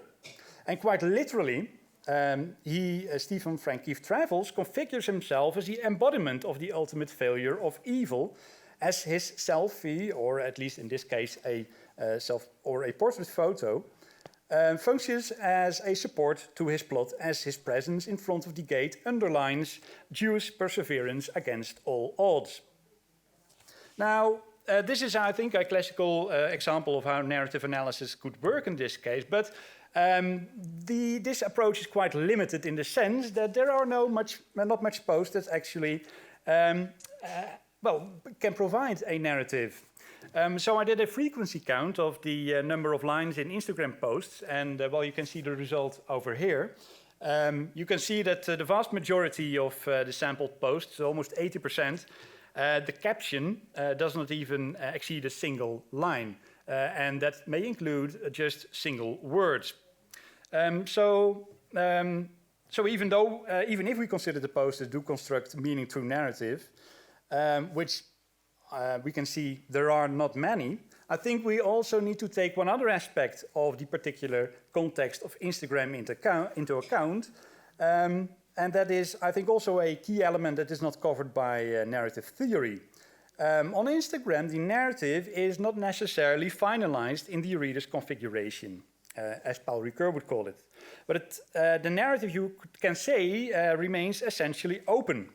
Open in the sense that it invites the audience to engage in a dialogue about the particular meaning of the post. And this can result in many interesting replies and dialogues, sometimes also very unexpected and painful ones. Commenters, for example, may hijack a post to spread a particular message of their own. And especially the Auschwitz Memorial itself is engaged in this way on Instagram. So in any case, social media platforms like Instagram defy one of the central characteristics of narrative representation, namely narrative closure. And I think they leave narration per definition open to discordant additions. Now, just as an illustration in this case, this user, via Gabi, I think it should be pronounced in Portuguese, comments to a certain selfie he took at Auschwitz with his father about the value of going on vacation together with your parents as an adult. Now, when the commenters turned the topic of this, post to more the overwhelming nature of the experiences Auschwitz, they called it an incredible experience and a mix of emotions. The user, the poster, he replies that experiencing this was indeed incredible, but the fact that he was there with his father made it even more moving. Now, by doing so, or by feeling compelled to do so, he actually tries to restore the narrative closure of the micro-narrative in his caption. He felt forced to do so as the comments drove the meaning of the representation away from the topic he intended to represent. And I think it's in this ongoing dialectic between discordance and concordance in these comment sections that is quite characteristic for social media.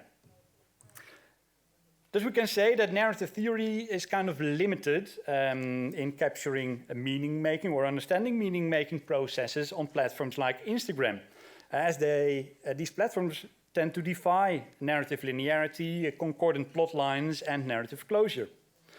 So I would like to propose a model for the analysis of historical representation on social media that I think, to a certain extent, processes these deficiencies. Now, in his work on identity and narrative in relationship to video games, the philosopher Jos de Mul has drawn several conclusions from similar issues related to the representation of the past in video games. And in his case, in the case of the games, the lack of narrative closure is exemplified, for example, by the wide range of choices and possibilities of action that a video game opens for the player, which makes the same openness of action imaginable in real life. Now, I think on social media, this ability to make interactive choices is dominant as well. As we constantly experience online on apps, the volitional dimension of who we are, and we are constantly challenged as well to like posts, to comment, to post ourselves, to tag people, invite people on social media. So interactivity in that sense encompasses more, I think, than just interaction, because it also relates to our abilities to change actually what is represented online, and also to the fact that we operate in a specific social context in which we are also responding to others and their representations. So online spaces are playing fields, you could say, that enable us to configure and reconfigure all kinds of different worlds. So it is this concept of play I would like to focus on, and it is this concept of play that de Mul also uses to substitute the concept of narrative.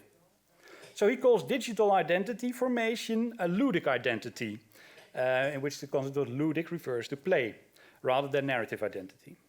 So, but the ludic part, this is important to get, does not really refer to play in the jolly sense of the word, but it refers to the conceptualization of play in hermeneutics established by, for example, Johan Huizinga and Hans-Georg Gadamer.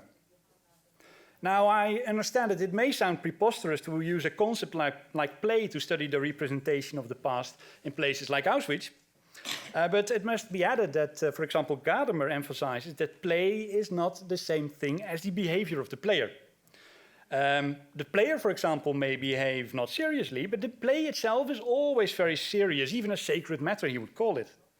And the reason for that is that in play, and that can be formal play in the form of a game or more playful interaction, in play all ordinary sorrows, issues and commitments are temporarily suspended. A play, so to say, creates a realm that fully absorbs those engaged, and it requires seriousness, in the sense that during play all those involved adhere to the implicit or explicit rules of play.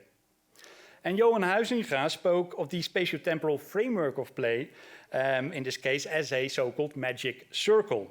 A circle that is separated from the daily life routines, and a circle that has its own specific rule system to which all the players consciously or unconsciously adhere. So even though our social media interactions take place in a ludic sphere that is not real, they are at the same time constituting reality effects that can affect our daily life through refiguration. Now, when we consider the case of Instagram, we can see that these ludic rule systems are in place, I think, on two levels. First, the unwritten rule system of conduct at Auschwitz itself. Now, the poster's behavior at and the engagement with the Auschwitz-Birkenau Memorial is captured in this post, for example. Sometimes explicitly, these rules are reflected upon either by the poster himself or by the commenters, more in ludic forms of social control. Rarely, really rarely, they take a scolding tone, and very often they are more ironic tongue-in-cheek comments like this one. This was a picture posted by a user on the railroad tracks at Auschwitz or at Birkenau, posing in bright blue sneakers. Now, one commenter made a witty comment about warning him to be careful not to be barred from the premises with these kinds of sneakers. Though this comment, although, or perhaps even because, it was jokingly posted, it reinforces actually the sanctity of the site without resulting in a loss of face of the poster. So Instagram kind of represents the rule systems at Auschwitz, but also represents the rule systems of the representation, of the dynamic rule system, I think, of the representation of Auschwitz. Now, in his book Homo Ludens, Johan Huizinga makes one very interesting remark about the transgression of the rules of play, which is not the same, I must add, as the denial of the rules of play, but the transgression of the rules of play. He says, well, when the rules of play are transgressed, this ironically does not really challenge the rule system itself. He says, I quote, "The spoil sport is not the same as the false player, or the cheat. For the latter, pretends to be playing the game and, on the face of it, still acknowledges this magic circle. End of quote. The spoil sport does neglect the end of circle, and I would add that this can result in a breakdown of semiosis in this case. Now, I think in a similar way, the rules of conduct and representation are continuously challenged and prone to change as well under the influence of these challenges, but they are rarely outrightly rejected on Instagram. When this user, for example, who calls himself Mortifier, posts a selfie in front of a watchtower with the comment, I quote, "Is it okay to take selfies at Auschwitz?" End of quote, followed by a thinking face emoji, he actually embodies Huizinga's false player. He cheats the rules by the very fact that his post is a selfie, while questioning the possibility or the ethics of representing Auschwitz in selfies. So he doesn't really challenge the rule system in any way. It more playfully raises a meta question about conduct and representation, to which his post is not itself an answer. So it's also an invitation for dialogue. Now, to conclude, I think we can conclude that social media platforms such as Instagram are semiotic systems based on user interaction, and that Holocaust selfies should not be read as static representations of historical memory or of the Holocaust itself, but more as expressions of ludic identity.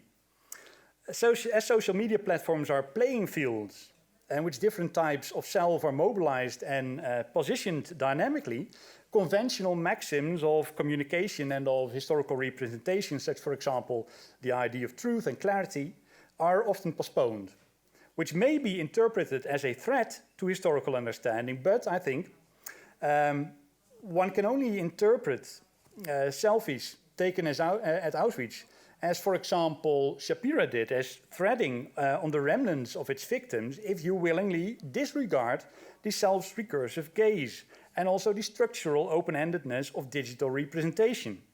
So that is not to say that naive or offensive posts do not exist on Instagram, quite the contrary. But I think this is a call for us as scholars to analyze digital representations of the past in terms of its own dynamics, rather than using the models of representations we are accustomed to. And I'm convinced in this case that the notion of play can be quite elucidating. Thank you. Thank you very much, Robert. So this was another contribution which immediately provokes questions. But before we go into the discussion, we still have the commentary, which will be given by Katarzyna Bojarska. Katarzyna is an assistant professor in the Institute of Literary Research of the Polish Academy of Sciences in the Department of Late Modernity Literature and Culture.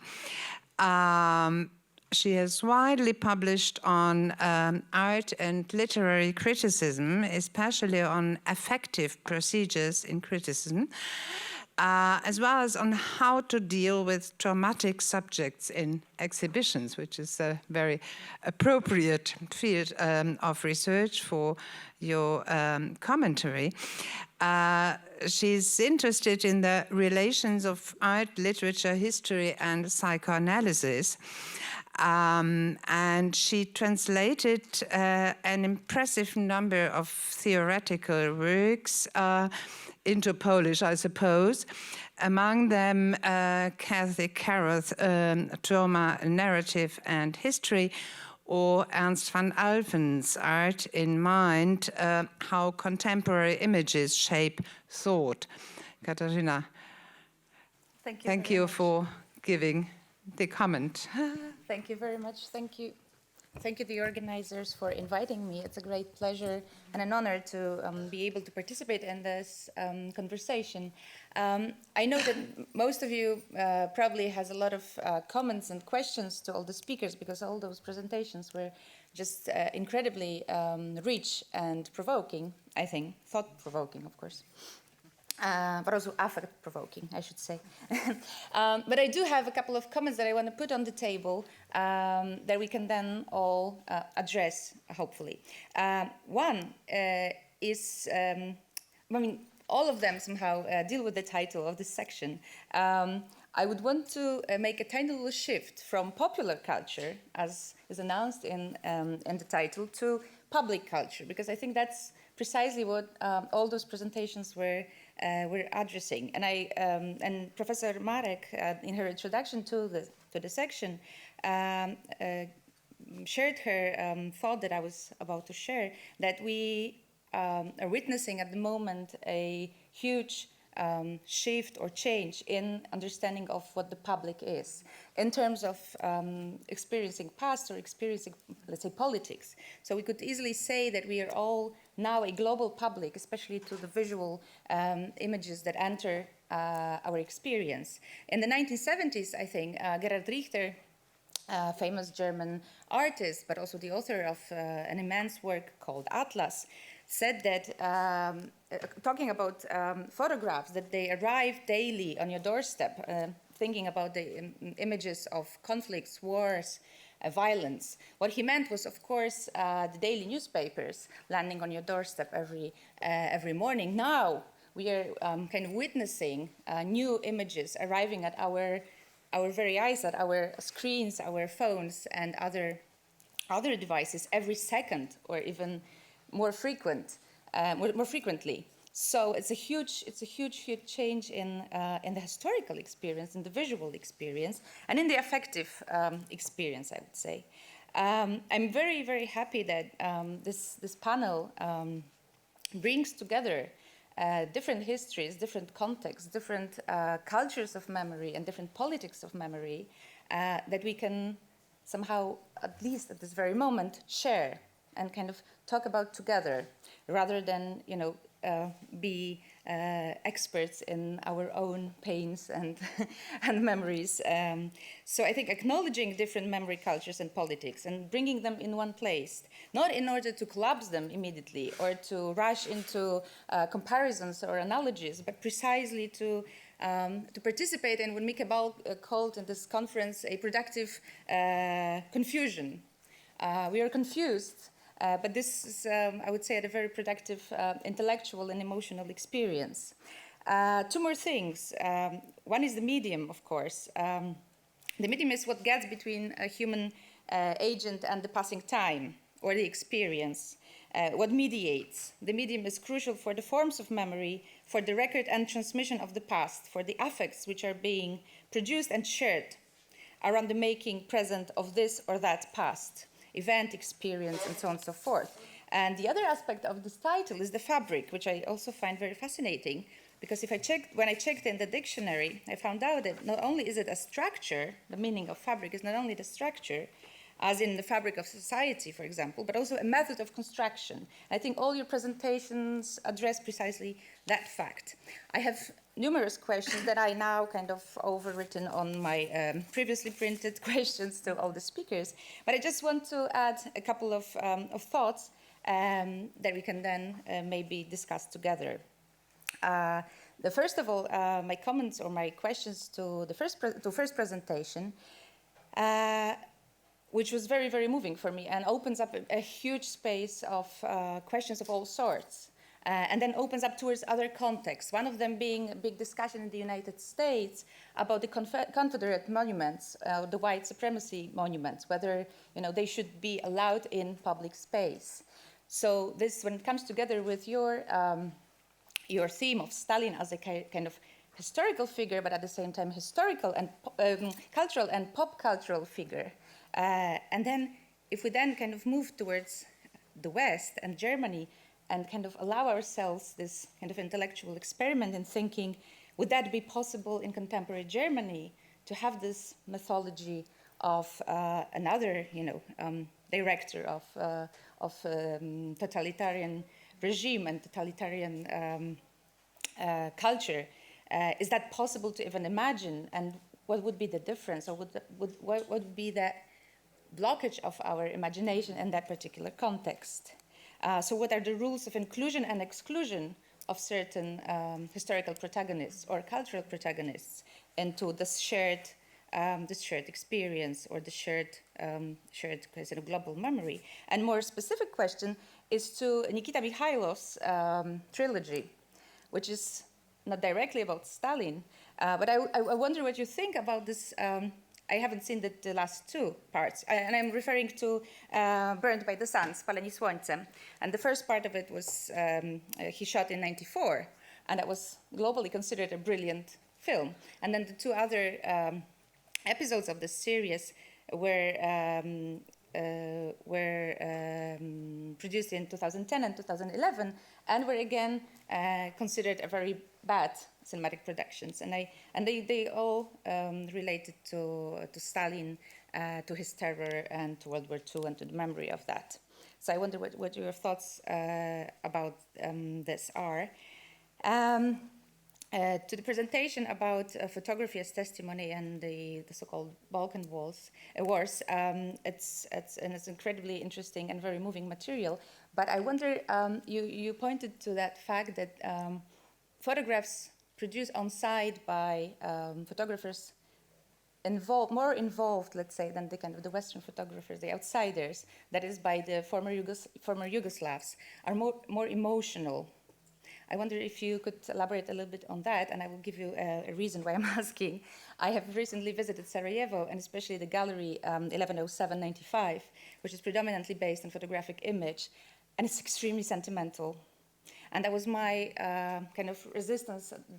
My first reaction was resistance towards this sentimentally and kind of too much of emotions that were asked of me. But on the other hand, I felt that it was liberating to almost be able to cry. I mean, there was this slide projection called The Siege of Sarajevo with a soundtrack by Kronos Quartet, the famous soundtrack from Requiem for a Dream. It was awful. On the other side, there was another kind of slideshow film-like screening, I think directed by Bono himself, with Bono and Pavarotti singing Miss Sarajevo. It was really difficult, having studied all the critical images and critical artistic strategies, and yet I found that liberating of sorts. So I wonder what were your thoughts about this kind of emotional aspect of maybe kind of this specific working through of this conflict and violence are. Thank you, Maria, for your presentation. It's very difficult to talk about one's own and so immediate culture. But I wonder if you have any thoughts, if it's possible in your kind of thinking about the use of photographic images in those museums, to think of photography as something that's potentially disrupting for this homogeneous or univocal narrative that museum produces. And of course, museum is not an abstract entity. It's kind of politically informed, and it functions within a certain network of, let's say, relations. And I'm kind of thinking here with Ariel Lazulai, a theorist of photography, who in her book, Photography as Civil Contract, kind of forces us as viewers, and it's a kind of a specific context, but I'm kind of shifting it to our Polish context. She kind of shifts the responsibility on a viewer to see in the photographs what is not being shown in a particular setting the photograph is being presented. And to the last presentation, I have two kind of thoughts. One is, and of course that's an ongoing and a long discussion, who is allowed to produce which images in what context. And I was thinking, together with the presentation, I was thinking about the film posted on YouTube in 2010, so already 7 years ago, entitled, I think, Dancing at Auschwitz, which had a Holocaust survivor with his great-grandchildren in different sites, such as death camps, but also in Polish towns, dancing to I Will Survive, to Gloria Gaynor's famous song, laughing and kind of laughing in the face of with the setting and in the face of the destruction that he was designed to meet, and yet he surrendered his children, grandchildren, great-grandchildren. So I wonder, who's allowed to do this, and whose interventions are we willing to accept in the context of the ludic identity that you introduced, because we are now in Poland at the moment we are kind of witnessing this recent days. The Minister of Interior Affairs instructed prosecutors to follow up an investigation against a visual artist, Artur Żmijewski, who in 1999 shot his video work, The Game of Tag. So he had people playing the game of tag in two locations. One was a cellar of a private house, and the other one was a former gas chamber in a former concentration camp. And only now, almost 20 years after the fact, he's being kind of accused, or he's going to be accused, maybe, for desacralizing the site or hurting feelings of victims. Or I don't really know the context of the investigation, but I guess this might be the case, as it was in previously at the exhibition in Berlin at Martin Gropiusbau, where precisely this video was censored and taken off of the show. So again, the question is for whom the game is allowed, and for whom is that forbidden, and what are our stakes? What should we fight to allow, and whether we should forbid anything at all? So thank you very much, and I'm looking forward to hear your answers. Thank you very much, Katarzyna, for your commentary, which is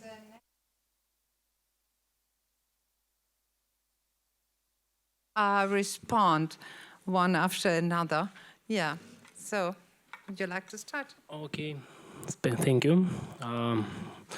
I try to give some answers.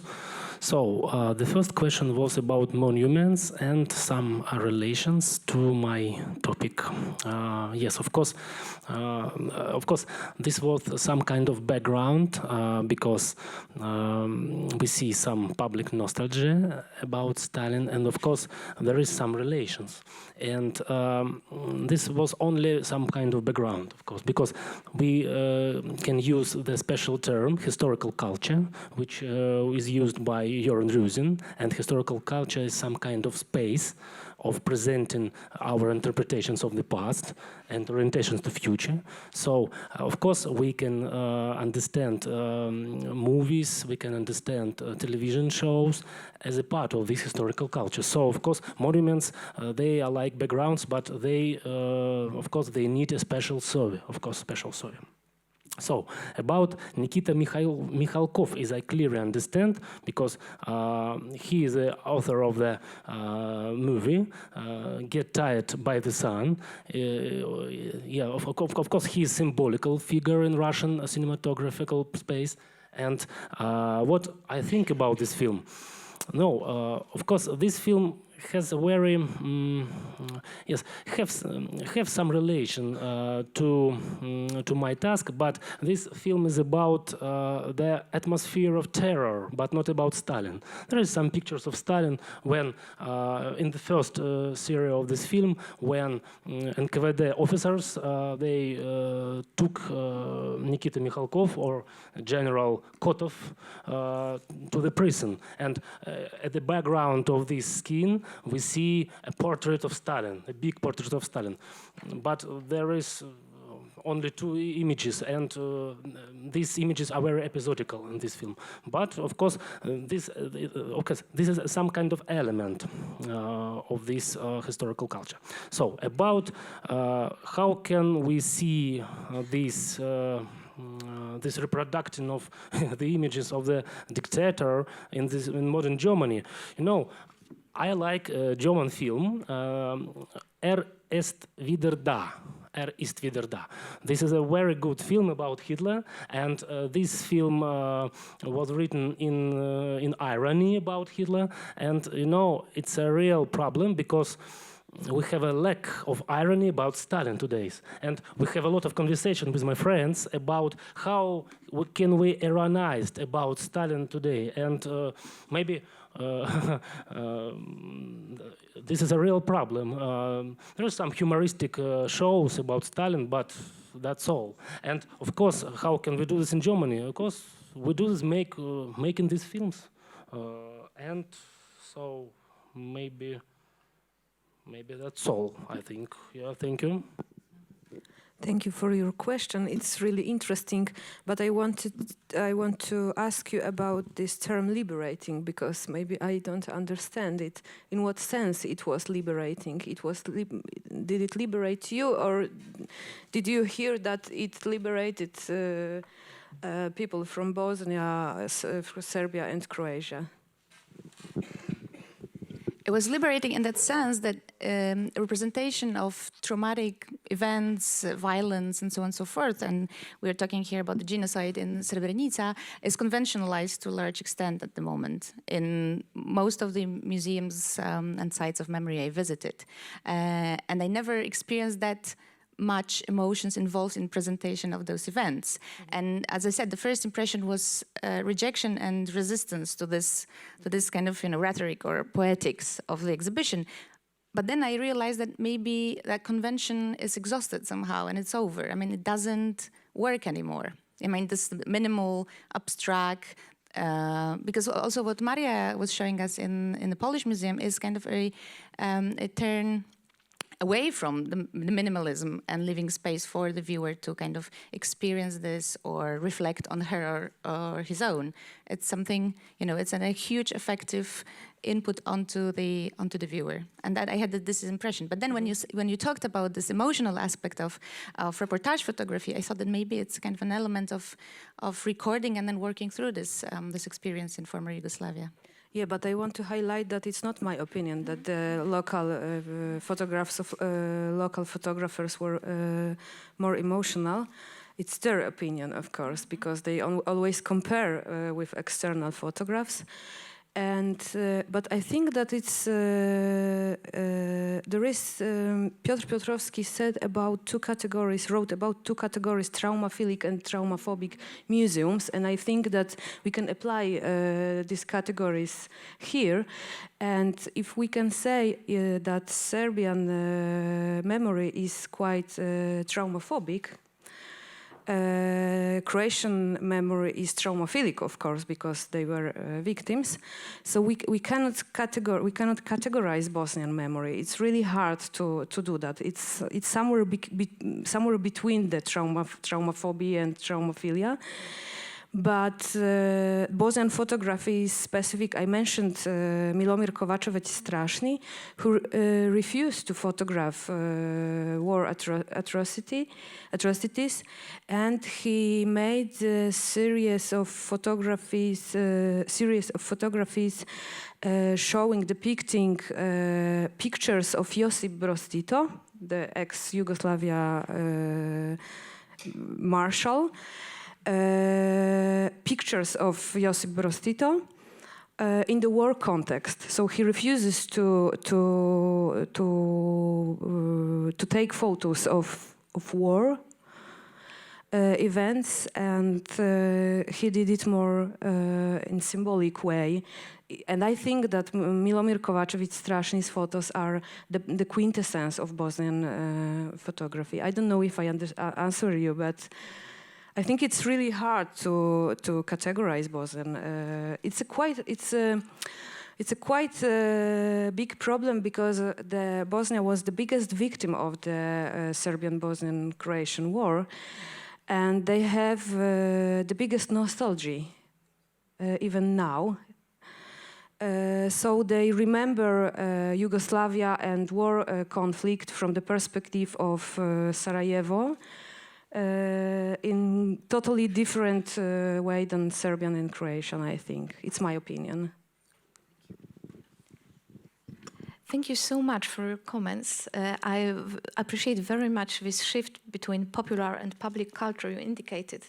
This is an important thing for me because I really do not see these museums, which are like the area of my research now, as a part of popular culture. I cannot agree with such a with such a statement. So I think this is also a very good way for me to conceptualize what I'm talking about. And thank you one more time for the question you asked me, because I think it's the question which will allow me a bit to elaborate on the part of my project, which I was not able to talk today, because of course this is a part of a broader project, and I only talked about something I would call the poetics of an exhibition, so the way it is constructed somehow in terms of photographs. And I didn't have enough time and space to talk about the politics of the exhibition, so these tendencies, memorial tendencies it can produce.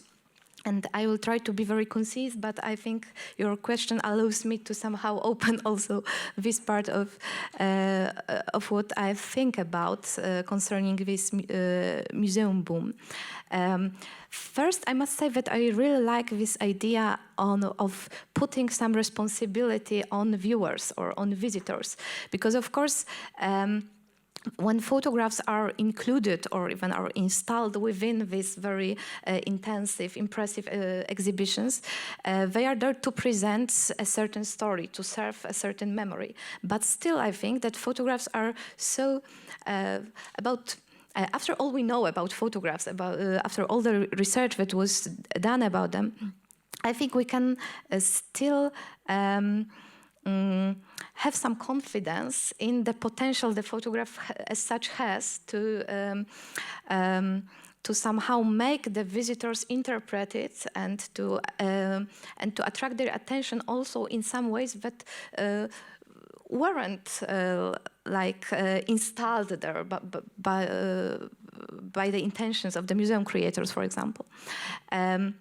And now we're talking about this disrupting of homogeneous narratives, museal narratives.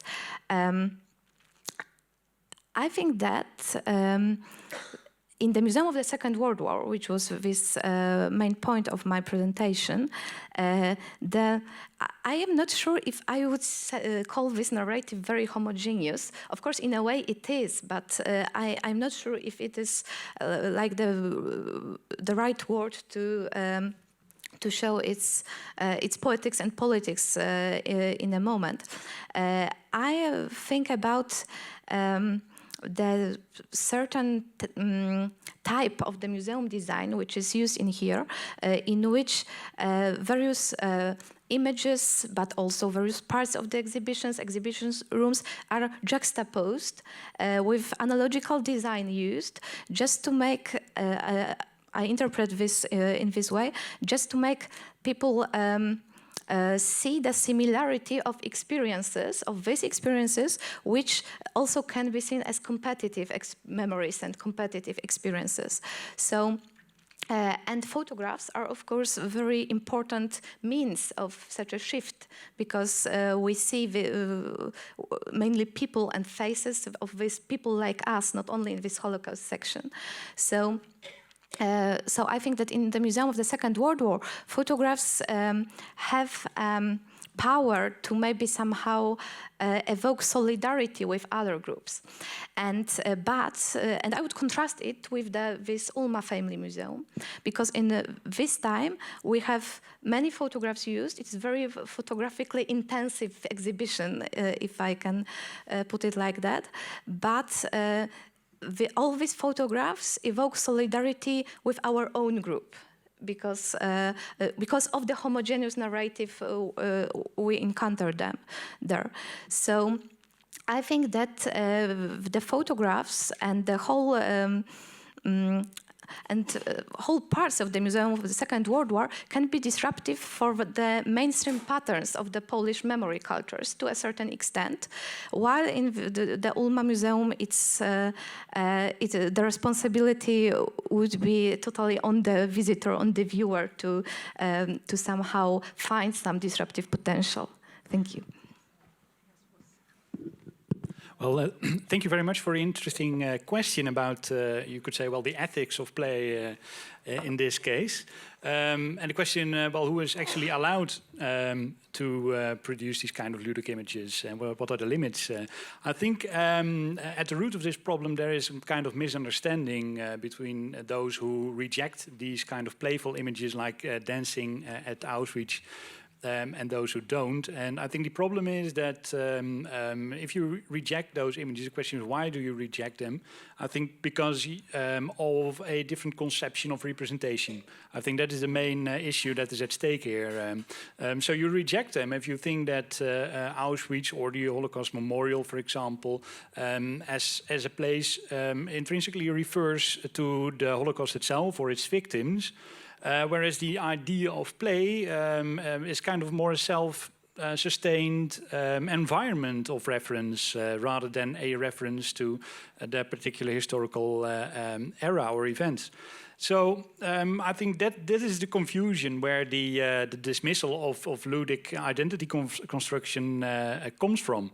And perhaps this, well, I'm interested to learn a bit more about that legal case that you referred to later, because that I think raises a question about whether or not you should actually penalize these kind of identity statements or even of forms of art.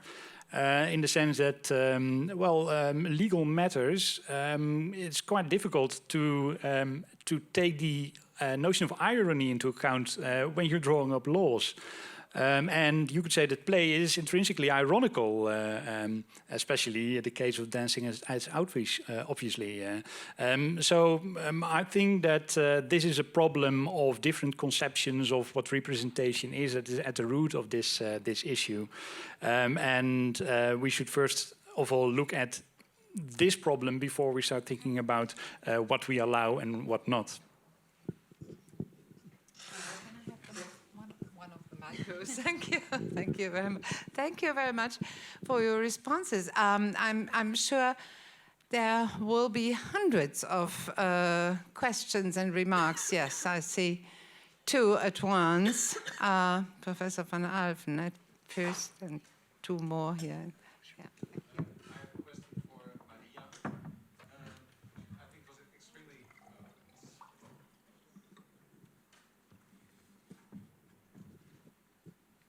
Yeah, no, it's working. I have a question for Maria. I think we are now not only in the middle of a museum boom, but also a memory boom. And one of the problems always of these booms and fashions is that we start to use concepts uncritically. So I could really appreciate it that you were not talking about memory as something self-evident and also its relationship to museums and to photography, but you were talking about about memory device as a concept. But having said that, at the same time, it was not really clear for me if you endorsed or how you endorsed this concept, critically or not. And because also in this conference, quite often the people have assumed a kind of automatic relationship between photography and memory. Of course, photographs represent memories or have a relationship to memory in one way or another. But already in the 1930s, Krakauer, the German sociologist and media theorist, writes in his essay on photography extremely critically about the role of photography in its relation to memory. For him, photography destroys memory because it replaces our memories. And he has, for instance, this example of a photograph of his grandmother in the family album. And when he thinks of his grandmother, then this photograph has replaced all of his memories. So, so what exactly, how did you use this concept of memory device, critically or not? And how is it in relation to museums as well as to photography? And especially because for me a memory is an act performed in the present which establishes a relationship to the past. But in these museums with all these photographs, in a way all these images are imposed on us. So I would say that the direction of this kind of relationship is almost the other way around, from past to present instead of from present to past. Thank you very much. It's, of course, a huge question, and I'm not sure if I will be able to answer it as a whole. I would say that talking about the concept of memory device, I do not see this as a concept which aims at criticizing the memory processes it describes. So I wouldn't say that it is a bad thing to establish a memory device, or that a memory device is always something oppressive. But of course it can be, and I would indicate the similarity between this concept and the concept of memory politics, of course. But at the same time, memory devices, as I understand them, are like the tools that help people remembering, and maybe the memory, other than individual memory, wouldn't be possible without the use of many devices. As we remember, Agamben indicated that the very writing is a device too, for example. Having said it, I would also indicate that memory devices somehow prepare the subject position we can take as remembering subjects. So somehow make it possible for us to remember in a certain way, but still they can be used, I guess, in many ways. It is thinking about this metaphor of a device, I can say that even the use of your smartphone, of course your smartphone somehow manages you, but you also manage your smartphone and can use it in some disruptive way. Let's hope so. Let's hope so. You can turn it off. Yes. Thinking about this concept of as such, I would use it as a descriptive tool rather than to formulate some prescriptions on memories. And while talking about this like oppression of images in museum exhibition, I fully agree with you that these images are imposed on us, as you said, because this is very visible in these two examples I showed, but I think we could see it in virtually all new museums which are established in Poland, and not only in Poland nowadays. But still, these photographs are like the parts of memory devices aimed at establishing some forms of cultural memories and collective memories rather than individual memories. So I'm not sure if they replace memories, or just I would say that they somehow are installed within the memory processes we are making at the same time. But as a response, a very short other question: what is then the difference between a memory device and an historical device?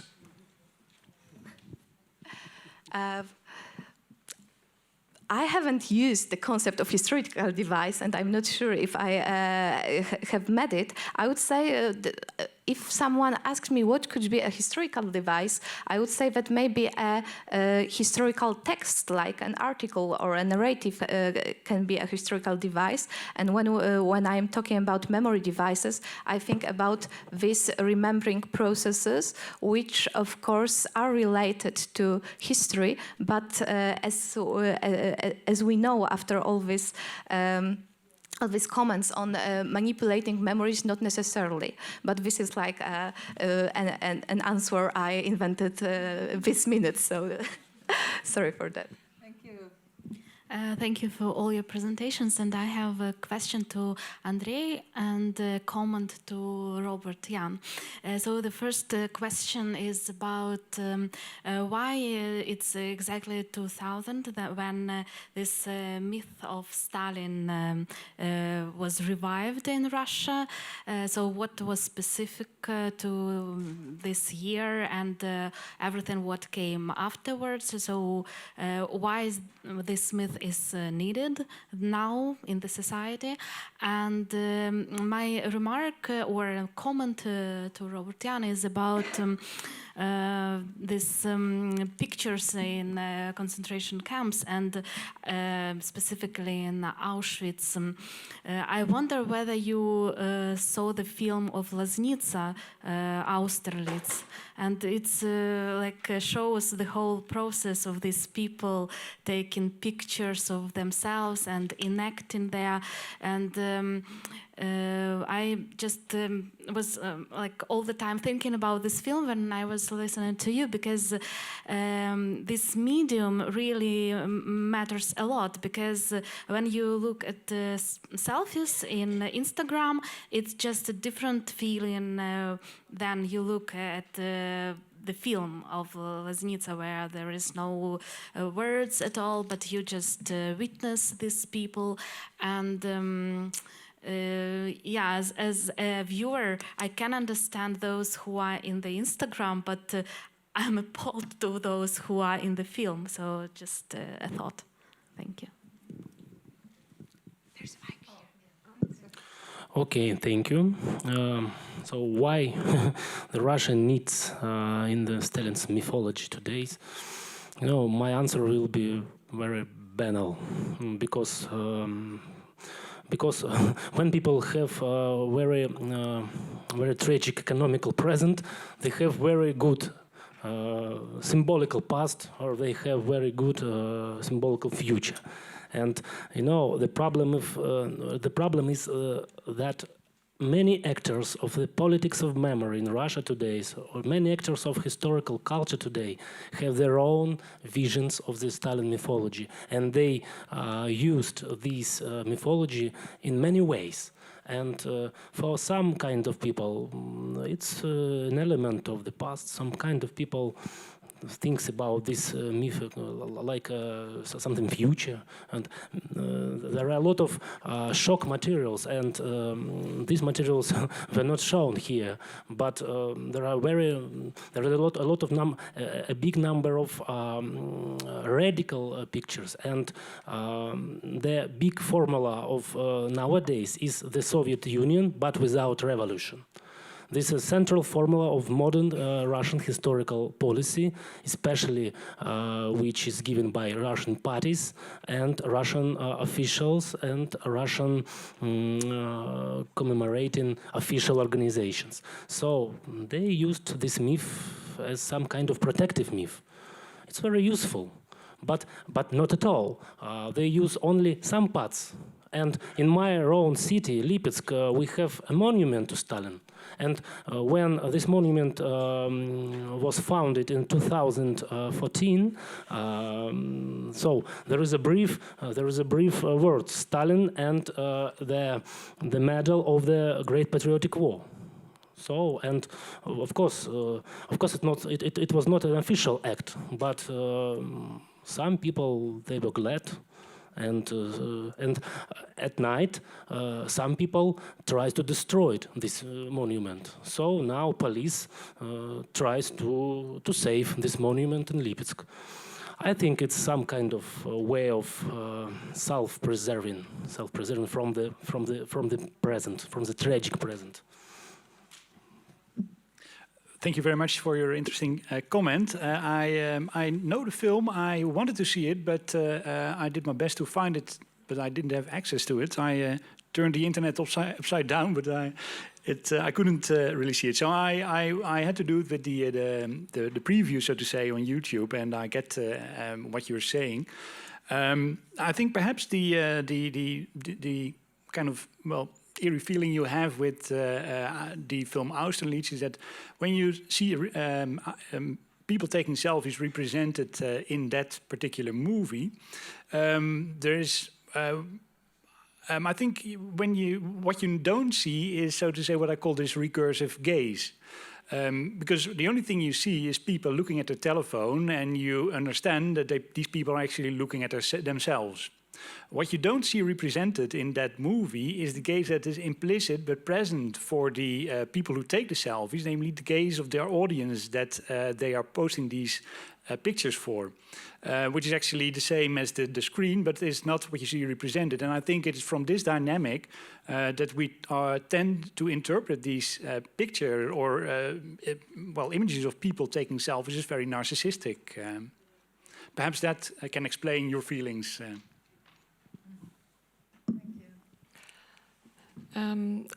Listening to all the presentations made me think about the question of the scale of images.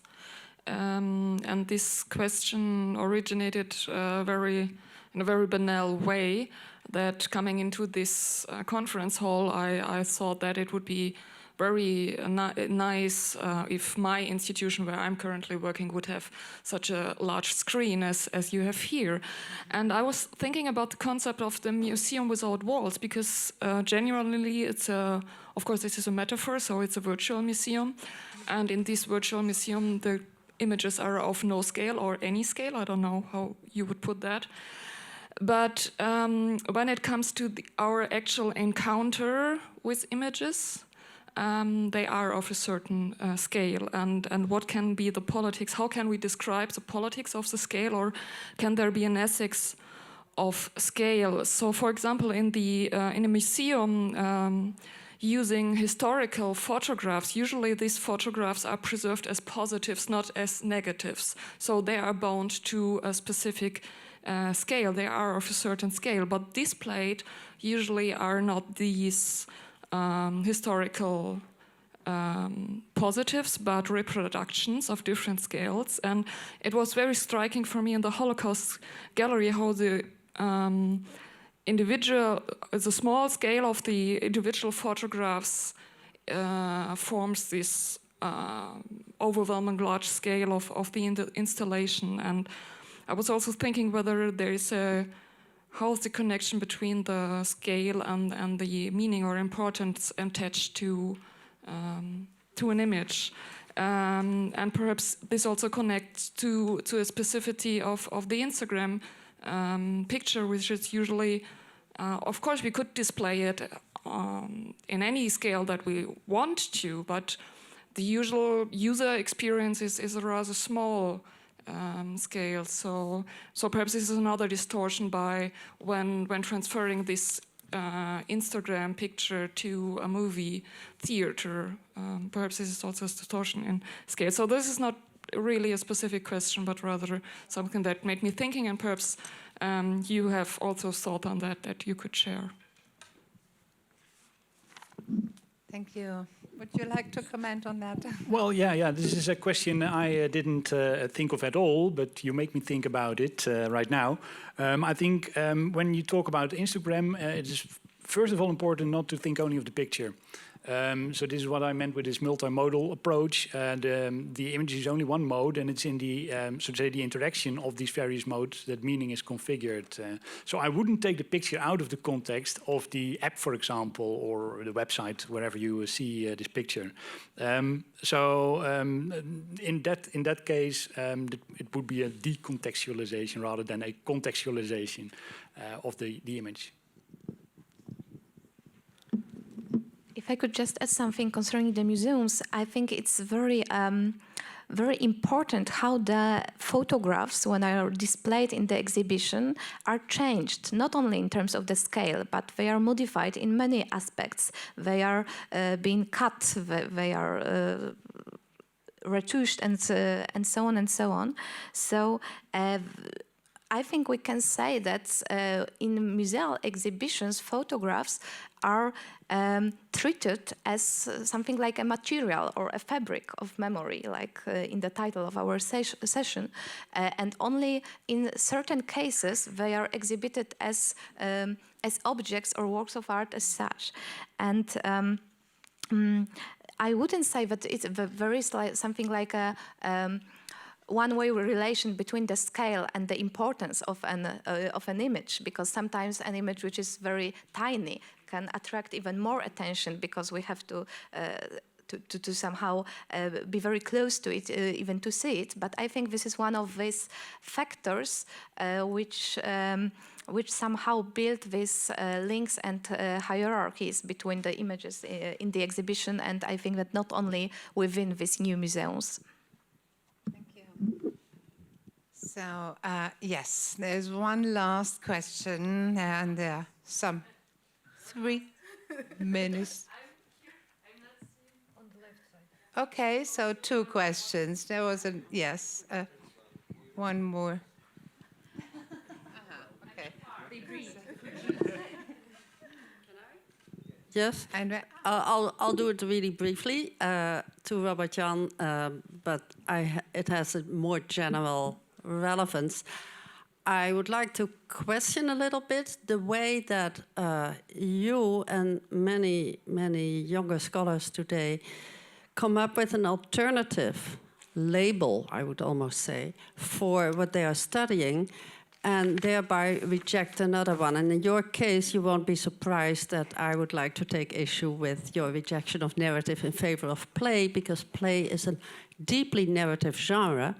And sight, which was your main thing, the relation between the self, the character, and the sight is a narratological concept and issue. There is no narrative without place. And so I would suggest that in your further elaboration of this topic, instead of saying the narrative theory is inadequate, you could say this is where it stops being relevant, but not say that too quickly. And the model for me would be the way that Kasia Silverman, who's been mentioned a lot in this company, Kasia Silverman, in her earlier work on Freud and Lacan, always went as far as she could with their theory, and then say, oh, here it stops, because here he's repressing or forgetting or whatever, that thing.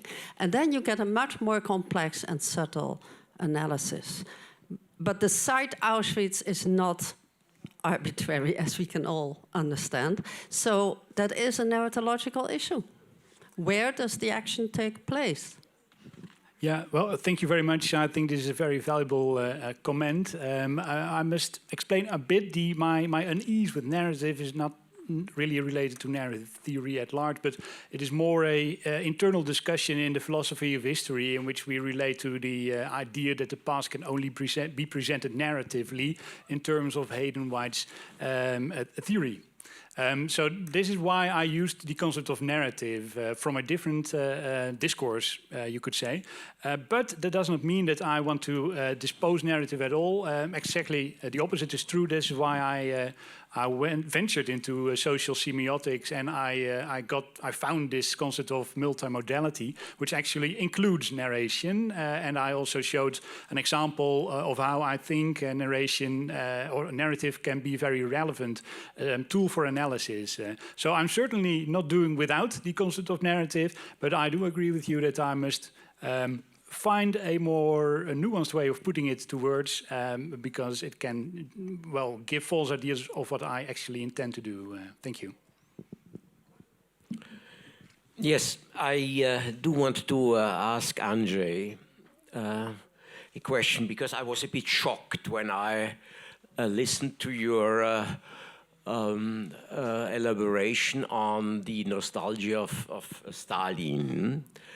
Of course, I can understand, as you argue, that he was one of the winners of wars in the history, and that nowadays economic situation brings forward that there is a compensation. Okay. But normally, in such a tendency that a person is pushed forward, there must be some political interest in doing that. That's quite clear. So I would like to ask you and to elaborate a bit on that. In which interest is that?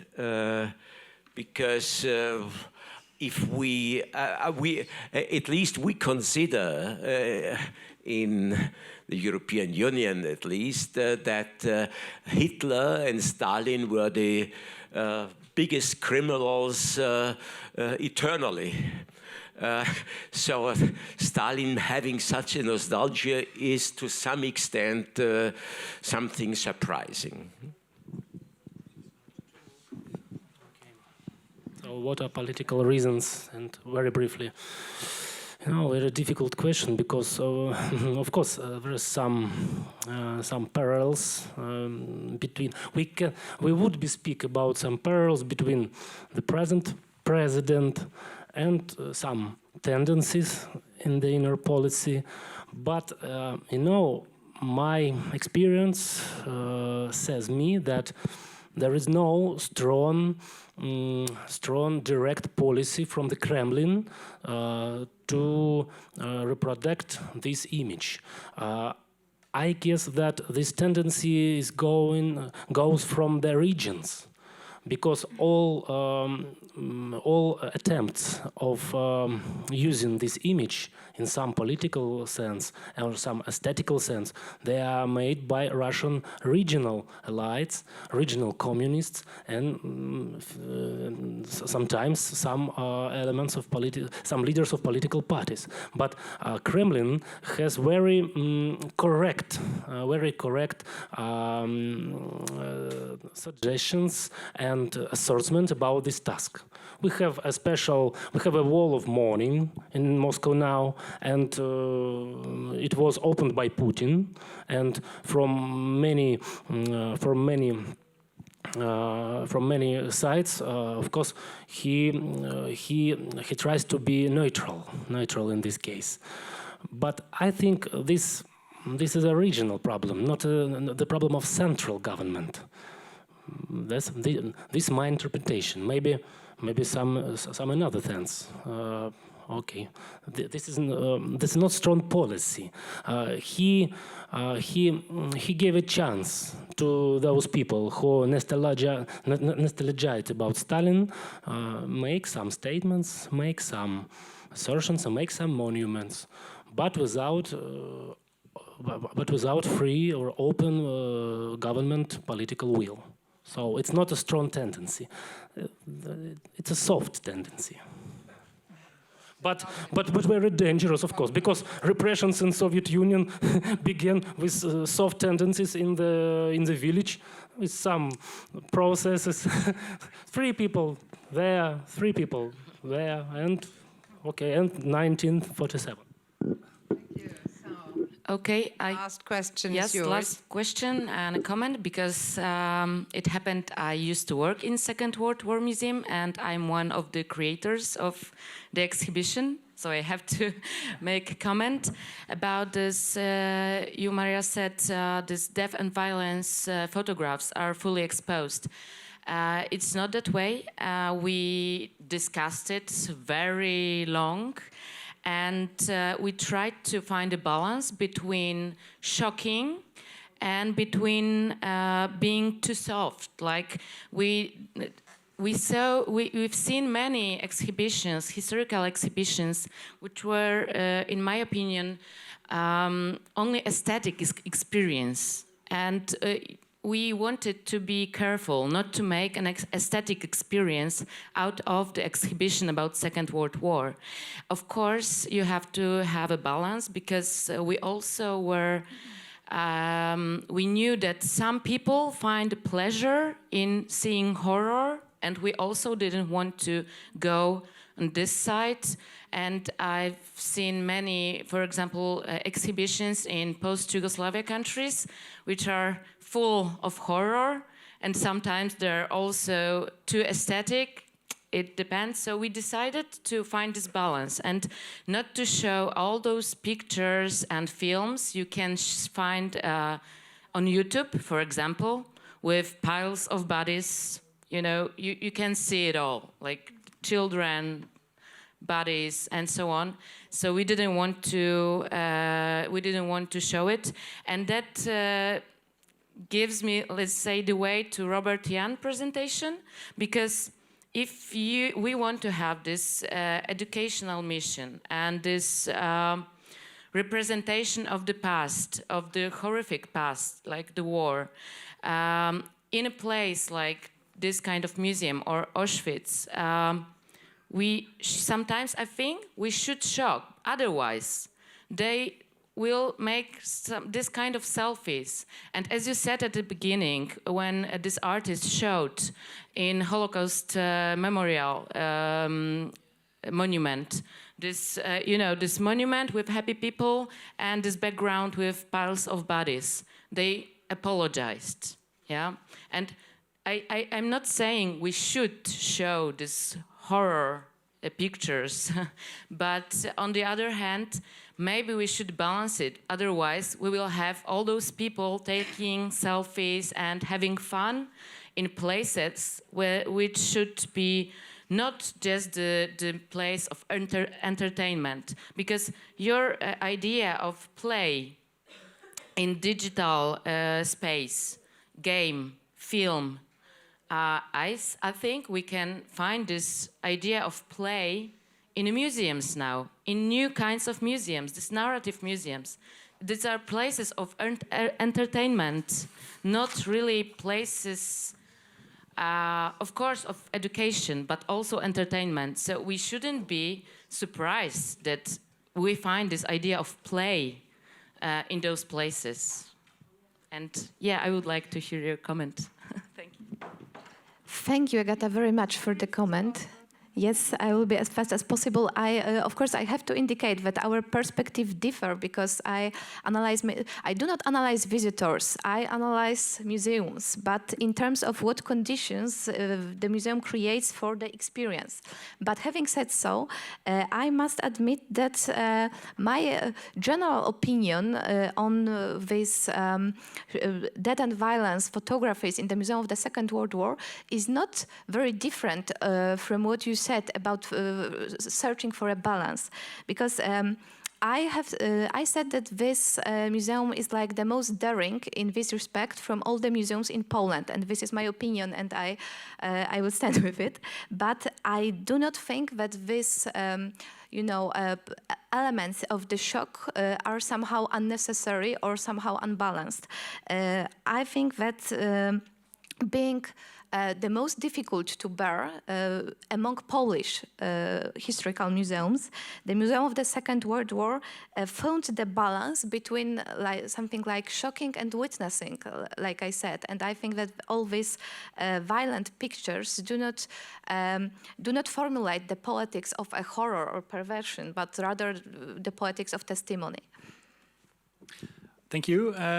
Just briefly, I understand your fear, but I would say don't be that afraid. I think the idea of play can also open up a lot of new possibilities, and I think the greatest advantage that it can offer a museum is that it can reflect upon the relationship between the visitor and the museum, or between the visitor and the past, rather than the visitor just being passively absorbing information with which he or she does not need to do anything. I think this can offer new possibilities for this kind of engagement and also reflection. Last comment is I just want to add a tiny little bit to somehow honor the co-organizers of this conference, namely the art history department of the Adam Mickiewicz University in Poznań, and wanted to say that whenever I have a feeling, and it's my dream also, that whenever a certain practice emerges in public culture, almost immediately there's an artistic practice that arrives at the spot to comment, to criticize, to get in dialogue with what's going on, and on the other way around, those artistic practices then become elements of public culture, as for example we could see in the cases of museum exhibitions that clearly take from Christian Boltański practices and some other artistic practices. Marta Rossler was mentioned here. Marta Rossler commented by her work, Bringing War Back Home, on journalistic photography of conflict. Alfredo Haar commented by his work on this photography by Carter from Sudan. Renzo Martens commented precisely on the idea of taking pictures at the spot by the locals of the horrific things that are going there, rather to oppose or to get in touch with what's going on with the huge industry of journalistic photography and big agencies. And Stodelat collective in Russia fights against what's, let's say, popular mythology by their interventions. So, so I just wanted to acknowledge visual artists and performative artists as well who are with us, and they won't let us die that easily. So thank you. I'm concluding this exciting panel. We have got so much new ideas to take with us and think them over and be inspired by them. Thank you very much. And yeah, now the lunch break.